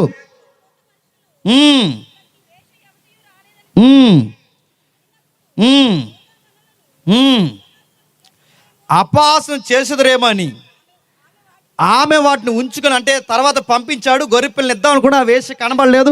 కొన్ని నెలలు అయిపోయింది. రమారం 24 3 నెలలు అయిన తర్వాత నీ కోడలు తామారు జారత్వం చేసిననియు, అంతేకాక ఆమె జారత్వం వల్ల గర్భమైనదనియు యోధాకు తెలపండి. అప్పుడు యోధా ఆమెను బయటికి తీసుకుని రండి, ఆమెని కాల్చివేయవాలని చెప్పాడట. ఇప్పుడు చెప్పండి, కోడలు తప్పు చేస్తే ఏం చేస్తాడట? మరి నువ్వు చేసింది ఏంటి? నేను అడుగుతున్నాను. ఈయన ఏమనుకుంటానంటే, కోడలు తప్పు చేసింది అంటే కాల్చేస్తాను, మరి నువ్వు చేసింది ఏంటి అంటే ఈయన అనుకుంటున్నాడంటే, ఎప్పుడు గుర్తుపెట్టుకోండి, ఎదుటోళ్ళు చేస్తేనేమో వ్యభిచారం, చెప్పండి, మనం చేస్తేనేమో సంసారం. చాలామంది చూసారు, ఎవడైనా తప్పు చేస్తే చాలు ఆడికి ఎన్ని రెఫరెన్స్ ఇప్పించారు, రెఫరెన్స్ మీద రెఫరెన్స్లు ఆడికి బయటికి తీసుకురండి, తెగు పెట్టండి, తీర్పు తీర్చండి. మరి నువ్వు చేసిన ఎవడో తెలియదు అనుకుంటున్నావురా? నువ్వు చేసిన ఎవరిదన్నా ఆయనకి అన్నీ తెలుసు. యోధా వెంటనే ఒంటి కాల మీద నిలబడి తన కోడలు తీర్పుతారు, ఏమని? కాల్చేయాలి. తాను చేసిన తప్పు వల్ల అది వచ్చిందని ఆయన తెలియక తను కాల్చేయాలి. కానీ దేవుడు చట్టం రాయించాడు. తర్వాత మీరు ఇంటికి వెళ్ళి చదవండి. ఆ లేవియ కాండంలో కానీ, ఆ ద్వితీయోపదేశ కాండంలో కానీ దేవుడు రాయించింది చెప్పిన, కోడలతో పోయి తప్పు చేసినా, మామతో తప్పు చేసినా, వరుసలు మరిసిపోతే అట్టి వారిని బయటికి తీసుకొచ్చి కాల్చేయమని దేవుడు కూడా రాయించాడు. చట్టం నమోదు చేయబడక మునిపే అది ప్రతి మనిషి సంస్కృతిలో దేవుడు పెట్టాడు. వావి వరుసలు తప్పే పనులు చేయకూడదు. ఆ రోజు ఎప్పుడైతే తీర్పిచ్చాడో కాల్చేమాట నడుతున్నాను. కాల్చేస్తే నడుతున్నాను తామారు నొక్కరనే కాదు, చెప్పండి, యోధాను కూడా కాల్చేయాలి. కానీ విషయం ఏంటి చెప్పినా, ఆయన అనుకున్నాడు నాకు సంబంధం లేదనుకున్నాడు. తీసుకొచ్చారు, అడిగారు అమ్మాయిని, ఎవరి వాళ్ళని తప్పు చేసావు అని అడిగారు. నీ పనేంటి అని అడిగారు. ఈ తప్పుడు పనేంటి? మూడో అబ్బాయి నుంచి పెళ్లి చేద్దంటే నువ్వు మూడో అబ్బాయి నుంచి పెళ్లి చేద్దాన్ని బాగా చెప్పావు, కానీ చేస్తున్నావా అమ్మాయికి? చెయ్యికి అలా తయారైంది. నేను మళ్ళీ చెప్తున్నాను, గుర్తుపెట్టుకోండి. ఈ మాట సందర్భం కాకపోని చెప్తున్నాను. ఆడపిల్లను, పెళ్ళైన ఆడపిల్లని ఇంట్లో ఒంటరిగా వదిలేసిన, ఎక్కువ కాలం తనతో కమ్యూనికేట్ అవ్వకపోయినా, సంపాదన పేరుతో నువ్వు వారాలు తిరిగినా, భర్త ఒక దిక్కున భార్య ఒక దిక్కున ఒంటరిగా మీరు ఇంటిమేట్ అవ్వకుండా ఉంటే మీ కాపురాన్ని ఎవరు పాడు చేయకూడదు, మీరే పాడు చేసుకుంటారు. ఎందుకంటే నేను డీటెయిల్గా చెప్పలేను, మళ్ళీ చెప్తున్నాను. మీరు డబ్బులు తర్వాతనే సంపాదించండి. మళ్ళీ చెప్తున్నాను, కాస్త కలిసి కూర్చుని మాట్లాడుకోండి, కలిసి కూర్చుని భోజనం చేయండి, కలిసి కూర్చుని మాట్లాడుకోవడం మీకు సమయం ఉండాలి. ఈ మరి పెళ్ళైకి ఏం జబ్బత కొన్ని రోజులకి వెళ్ళి ఒకరికొకరు మాట్లాడుకోరు. మాట్లాడకపోతే వాడు ఇంకొకరితో మాట్లాడతాడు, నువ్వు మాట్లాడకపోతే ఈవిడ ఇంకొకరితో మాట్లాడుతుంది. జబ్బు కట్టేద్ది ఏమనుకుంటున్నారు? మళ్ళీ చెప్తున్నా, మాట్లాడండి. అలా నేను అడుగుతున్నా, వాళ్ళతో మాట్లాడండి. నీకు ఊరందరితో మాట్లాడడానికి టైం ఉంటుంది, కానీ నేను అడుగుతాను, ఈడితో మాట్లాడానికి ఈవిడితో మాట్లాడడానికి టైం ఎందుకు ఉండదు? జబ్బా మీకు? నడుతున్నాను, ఎక్కడికో పోతారు సంపాదించడానికి నడుతున్నాను. మీ సంపాదన తర్వాత దేవుడరుగా ముందు మీ సంవత్సరాలు తినగుంటాయా? నేను ఈ మాట అంటున్నా, తప్పుగా అనుకోకండి. చాలామంది మగాళ్ళు సంపాదించడానికి వెళ్ళి అక్కడ ఎవరైతే ఉన్నారో చాలామంది, నేను అందరిని అంటలేదు, చాలామంది మగాళ్ళు సంపాదించడానికి వెళ్ళి భార్యకు దూరంగా ఉండి తప్పుడు పనులకు అలవాటు పడిపోయిన వాళ్ళు లేరు.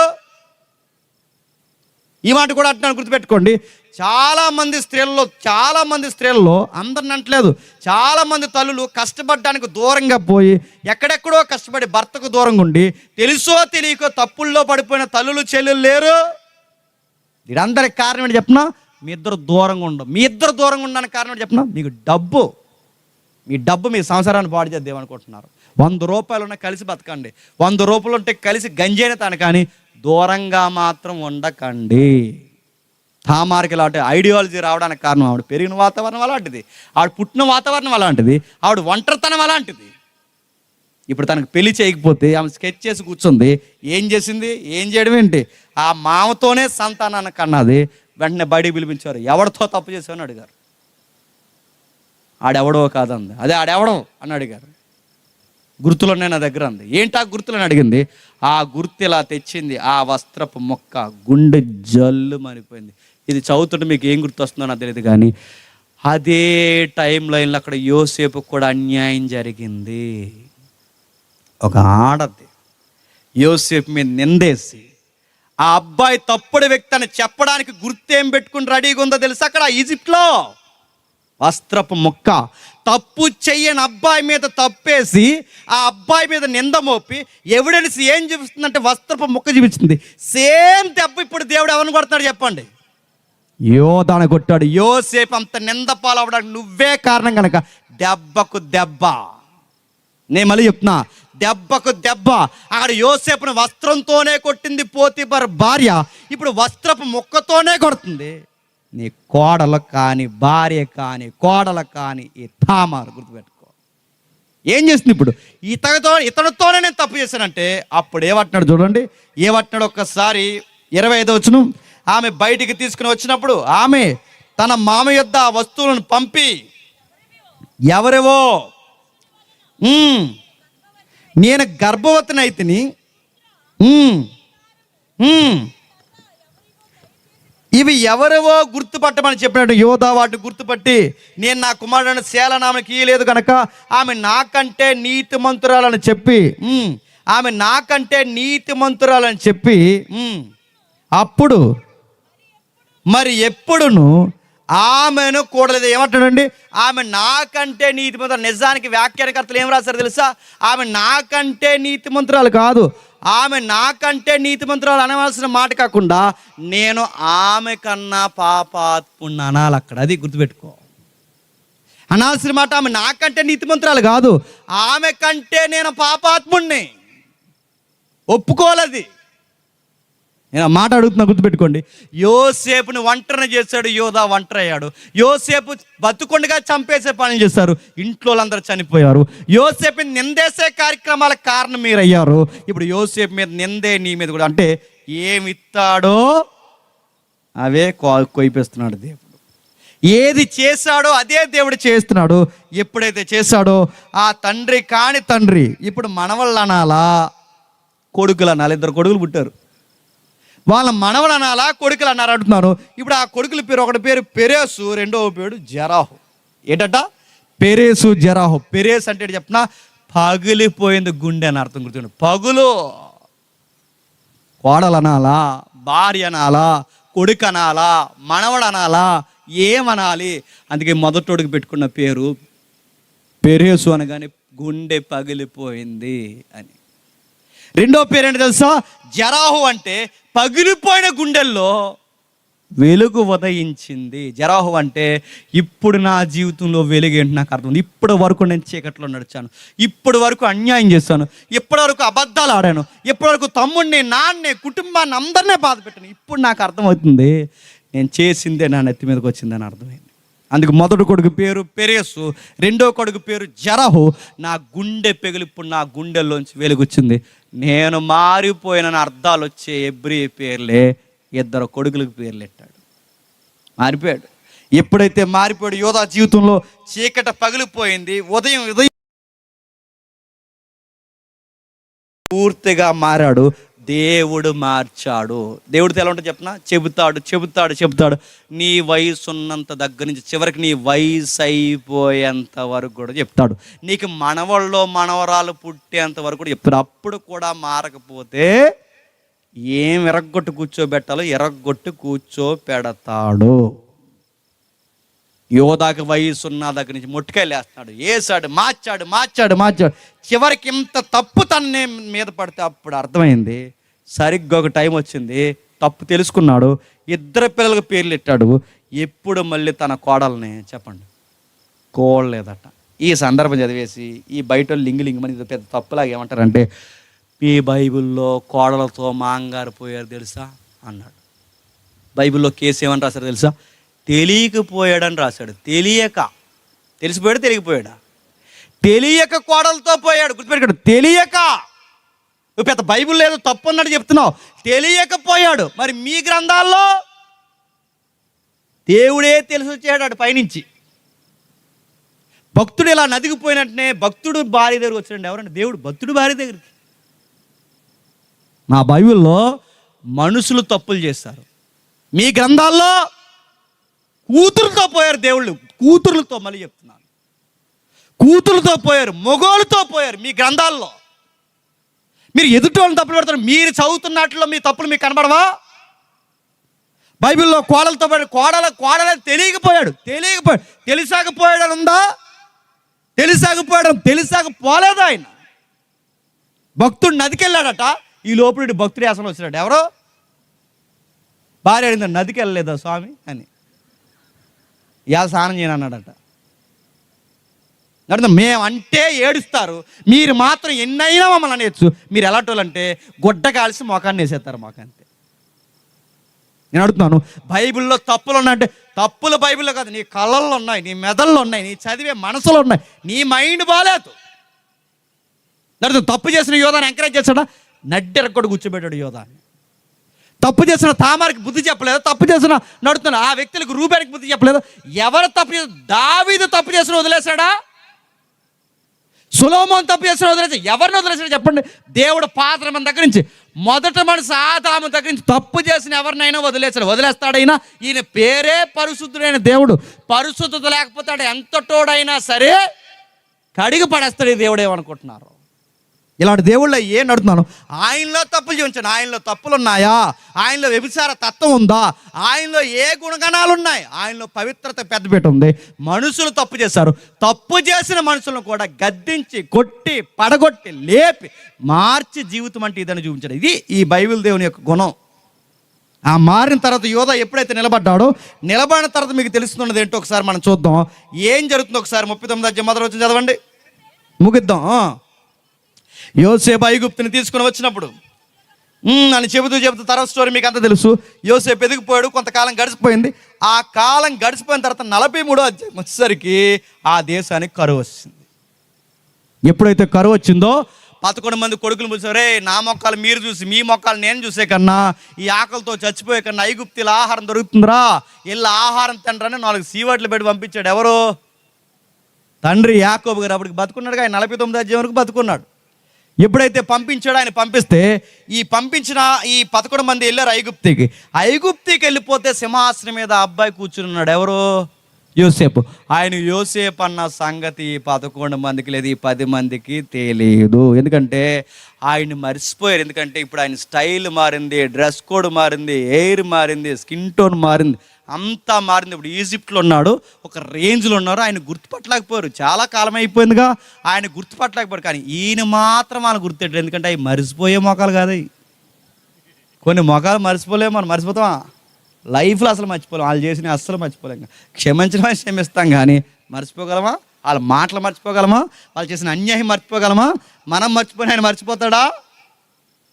సరిగ్గా ఎవడు కూర్చోకూడదు, ఆయన కూర్చున్నాడు. సింహాసనం కూర్చుంటే ఆడికెళ్ళి సిగ్గుమాల మొఖాలు పెట్టుకుని అడిగారు, బాబు మా దేశం కానీ దేశం నుంచి వచ్చావు, మాకు ధాన్యం కావాలంటే ఈయన గేమ్ ఆడాలనుకున్నాడు. వెళ్తావు ఎవరితో? అయితే ఏదన్నా మీరు కవులు ఇచ్చి వెళ్ళండి, ఏదన్నా వస్తు మార్పిడి విధానం కదా, ఆ రోజుల్లో కరెన్సీ లేదుగా, ఆ వస్తు మార్పిడి విధానంలో ఏదన్నా మాకు వకాలతో ఇచ్చి వెళ్ళండి అంటే ఏమేమంటారంటే ఎవరినొకరిని ఇక్కడ పెట్టేయాలండి అన్నాడు.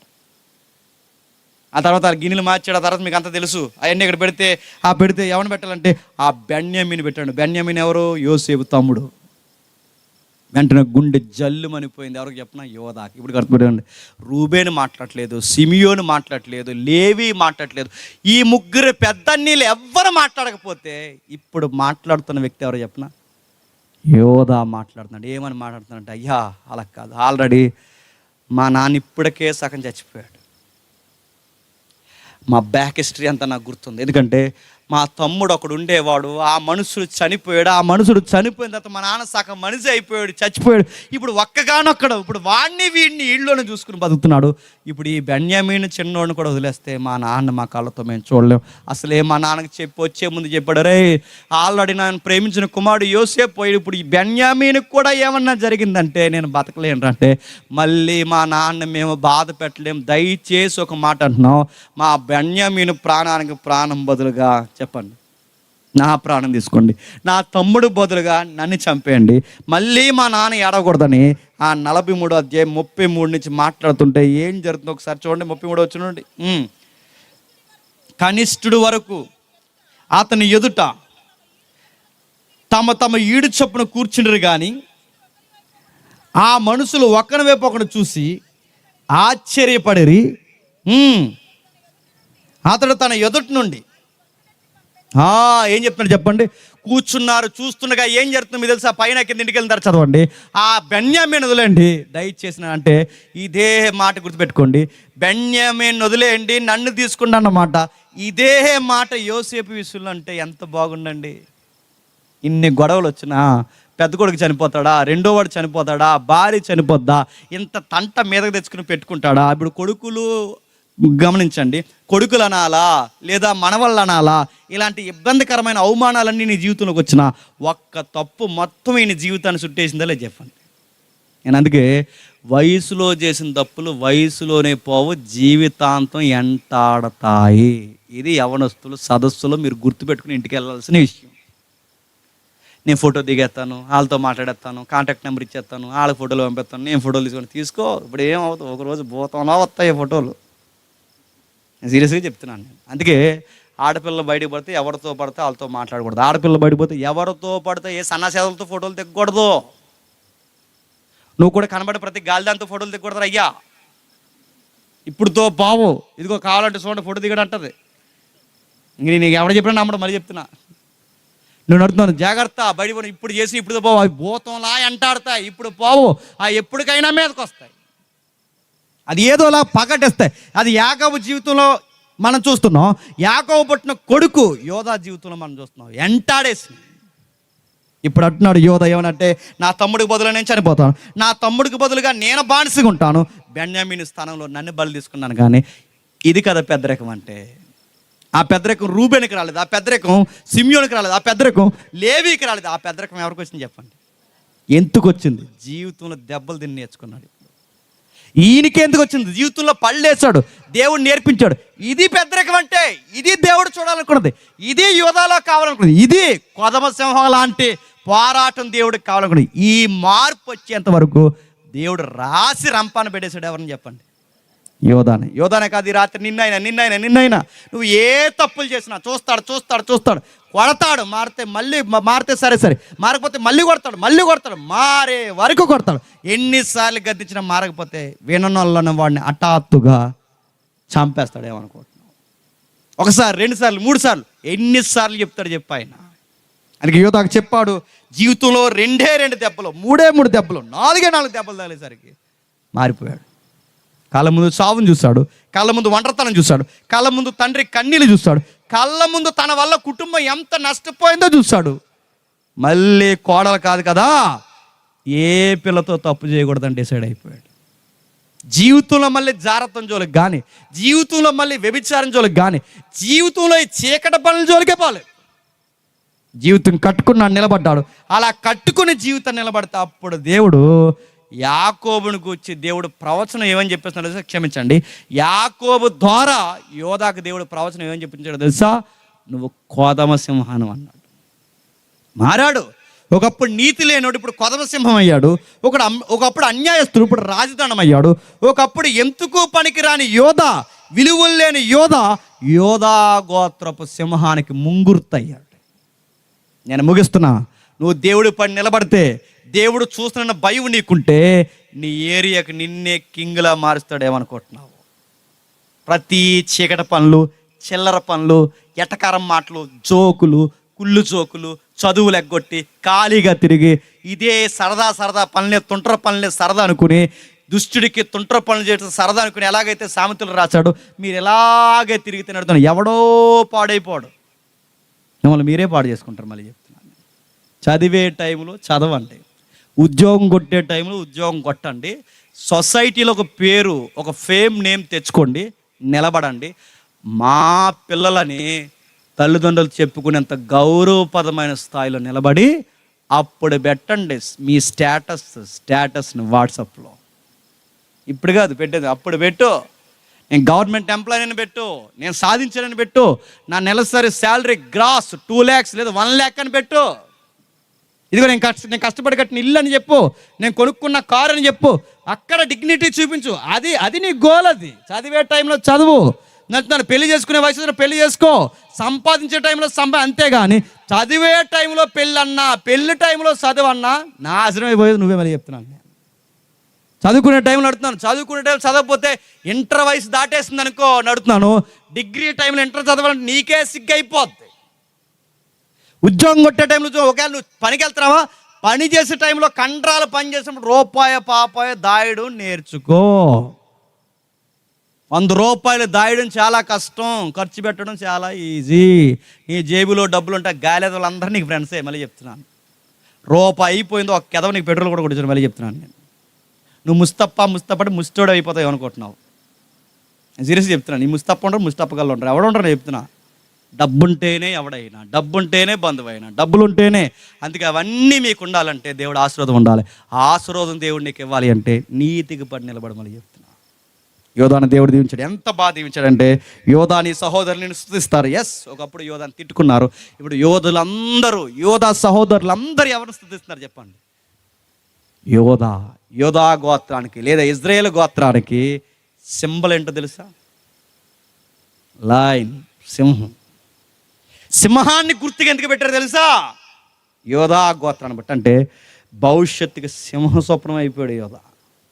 మారాడు, నీతికి నిలబడ్డాడు, ఇతరుల పాపాలు ఇప్పుడు మీదేసుకుంటున్నాడు, బెన్యామీను బాధను మీదేసుకుంటున్నాడు, యోసేపు ముందు నిలబడి బాధను మీదేసుకున్నాడు. తప్పైపోయిందని యోధా మాట్లాడాడు. యోధా మాటలకు యోసేపు కూడా కరిగిపోయాడు. ఎంత బాగా మీరు చూడండి, యోధాలో పెద్దరికం వచ్చింది. అది వయసు ఎదిగే కొద్దీ మనకు రావాల్సిన బుద్ధులు. మనకు వయసు ఎదిగే కొద్దీ ఇంకా పిల్లేసాలు వచ్చేస్తుంటాయి మనకి. కొంతమంది చూసారా చింత చచ్చినా చెప్పండి, ఇప్పుడు నీకు ఎటకారాలు, నీ మనవలు పుట్టారు నీకు, ఇప్పుడు నడుతున్నావు, ఇప్పుడు నీకు ఎటకారా నీకు అడుగుతున్నాను. చింత చేసిన పెద్దరిక వయసు పెరుగు, వయసుకు తగ్గ మాటలు, వయసుకు తగ్గ గుర్తులు, ఇవన్నీ మనకి వయసుతో పాటు పెరగాలి. అప్పుడు సొసైటీలో గౌరవం, దేవుడికి గౌరవం మనల్ని బట్టి. యోధ ఎంత బాగా మారాడంటే, నీ తండ్రి కుమారుని ఎదురు సాగిలపడతారు. ఎస్, యోధా గోత్రం ముందు ప్రతి గోత్రము సాష్టాంగ పడింది. యోధా గోత్రము సింహము, ఆ కుమారుడా నువ్వు పట్టిందల్లా తినొస్తావు. నడుతున్నాను. ప్రపంచంలో మీరు కావాలంటే ఊరకే రాసిన మాటలు కాదు, ఏదో కళ్ళబొల్లు కవి రాసిన మాటలు కాదు. ఎప్పటికీ మీరు చూడండి, సైంటిస్ట్లో అత్యధికమైన నోబెల్ ప్రైజ్ గ్రహీతలు ఎవరో తెలుసా? యూదులు. గుర్తుపెట్టుకోండి. ఐన్స్టీన్ ఒక యూదుడు, సర్ ఐజాక్ న్యూటన్ ఒక యూదుడు. మీరు ఎవరినైనా చూడండి, ఎవరినైనా రాసి పెట్టుకోండి. అసలు రసాయన శాస్త్రంలో కానీ, ఈ సైన్స్ యుగంలో ఖగోళ శాస్త్రం ఎక్కడైనా మీరు చూడండి, అత్యధికమైన సైంటిస్టులు యూదులు ఉంటారు. ఎందుకంటే ఈ ప్రపంచంలో అత్యధికమైన మేధావుల గుంపు వాళ్ళే. ప్రవచనం అది తరాలను దేవించాడు. నేను మళ్ళీ చెప్తున్నాను, నువ్వు ఒక్కడ సెట్ అయితే నెక్స్ట్ నీ జనరేషన్ అంతా దేవుడు మారుస్తాడు.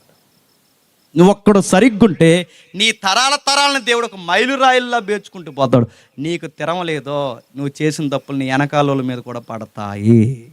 నీ వయసులో చేసినవి నువ్వు చచ్చే వరకు నిన్ను వెంటాడతాయి. నీ యవ్వన జీవితంలో చేసేవి నీ పిల్లల వరకు కూడా దేవుడు జ్ఞాపకం చేస్తాడు.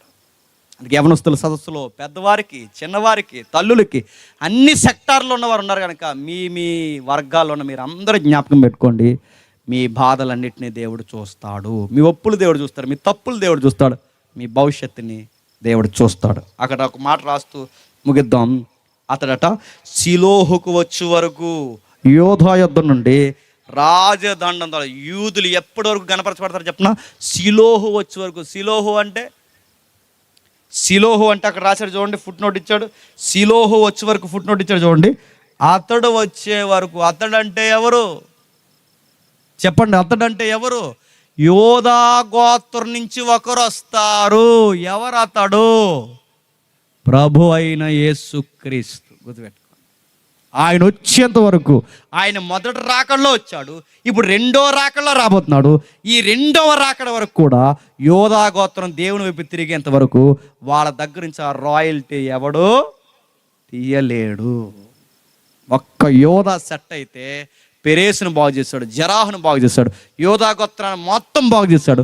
ఆ గోత్రాన్ని మెస్సయ్యాకి వంశవృక్షంగా దేవుడు చెప్పండి మార్చుకున్నాడు. నేను మళ్ళీ చెప్తున్నాను, మనల్ని కూడా వంశవృక్షంలో చేరుస్తాడు. అదే క్రీస్తు వంశవృక్షంలో మనం చేరుస్తాడు. ఎలా తెలుస్తాడు? వాళ్ళని ఆ గోత్రంలో చేస్తాడు. ఇప్పుడు మనల్ని ఏమన్నా చెప్పినా, నేను నిజమైన ద్రాక్షవల్లిని, తీగలు మీరు. ఇప్పుడు చెప్పండి, ఆయనలో మనం అంటుకట్టబడాలి అంటే ఫలించాలి. ద్రాక్షవల్లితో తీగలు ఫలించాలి. ఫలించని ప్రతి తీగను కట్ చేస్తానండి. ఏం ఫలించాలి?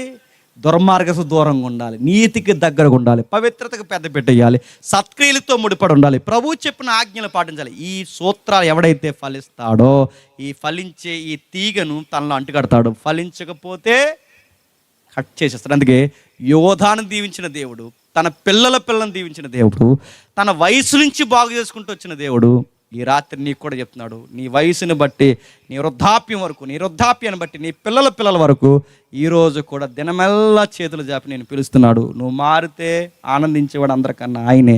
నువ్వు మారకపోతే అందరికన్నా నేను బట్టి బాధపడేది కూడా ఆయనే. నిన్ను ఆశీర్వదించేది ఆయనే, మాట వినకపోతే నేను శిక్షించేది కూడా ఆయనే. ఆయన మళ్ళీ చెప్తున్నాను, గుర్తుపెట్టుకోండి. షిలోహు నుంచి అంటే యోధా గోత్రం నుంచి ఆయన వస్తే, ఈసారి యోధా గోత్రం నుంచి రాడు కానీ నేడో రేపో మేఘాల మీద రాబోతున్నాడు. సరాసరి నీ ముఖ దర్శనం మీదకే రాబోతున్నాడు. ఆయన ఎదుట నిలబడే క్రియలు చేస్తే ధన్యజీవుడివి.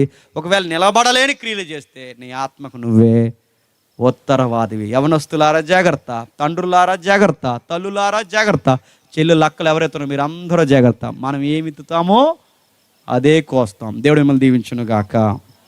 Amen, amen, amen. ప్రార్థన చేసుకుందాం. ప్రేమగల తండ్రి, కృపగల దేవ, ఎవరికి సంగతులు అర్థమైనా తెలియదు తండ్రి. విలువైన సంగతులు విన్నారు, అర్థమైన వారు ధన్యులు తండ్రి. ఈ జీవిత చరిత్రలు ఎన్నిసార్లు మేము మాట్లాడుకున్నా మా జీవితాలను గద్దిస్తాయి, ఆశీర్వాదకరంగా మారుస్తాయి. ఇందుని బట్టి మీకు స్తుతులు, స్తోత్రములు తండ్రి. మేము వెళ్తున్న మమ్మల్ని క్షేమంగా నడిపించండి. వచ్చిన వర్గాన్ని, స్నేహితుల్ని, బంధువుల్ని, ఈ సభ కొరకు నిందలో బాధలు తండ్రి వెలివేతకు గురైన ప్రతి తమ్ముడిని చెల్లిని ఆశీర్వదించండి, వారిని దీవించి బలపరచండి. సిగ్గుపరచాలనుకున్న వారికి కూడా తండ్రి సాక్షార్థంగా తండ్రి వారికి దీవెనకరంగా ఉండడానికి వీరిని మరింత ఆశీర్వదించండి. వీరికి సహకరించిన ఈ దైవజనులందరినీ, వేదిక మీద ఉన్న వారిని, వేదిక కింద ఉన్న వారిని, ఇక్కడికి వచ్చిన ప్రతి ఒక్క దైవజను వాళ్ళ సంఘాన్ని ఆరోగ్యాలు దీవించి కాపాడండి. మమ్మల్ని సతులుగా భావించి మా మీద చెడ్డ మాటలు పలికిన ఎవరైనా ఉంటే క్షమిస్తారని కోరుతూ అందరినీ మీ చేతులకు అప్పగిస్తూ క్రీస్తు నామమున ఈ ప్రార్థన సమర్పిస్తున్నాం తండ్రి. ఆమేన్, ఆమేన్.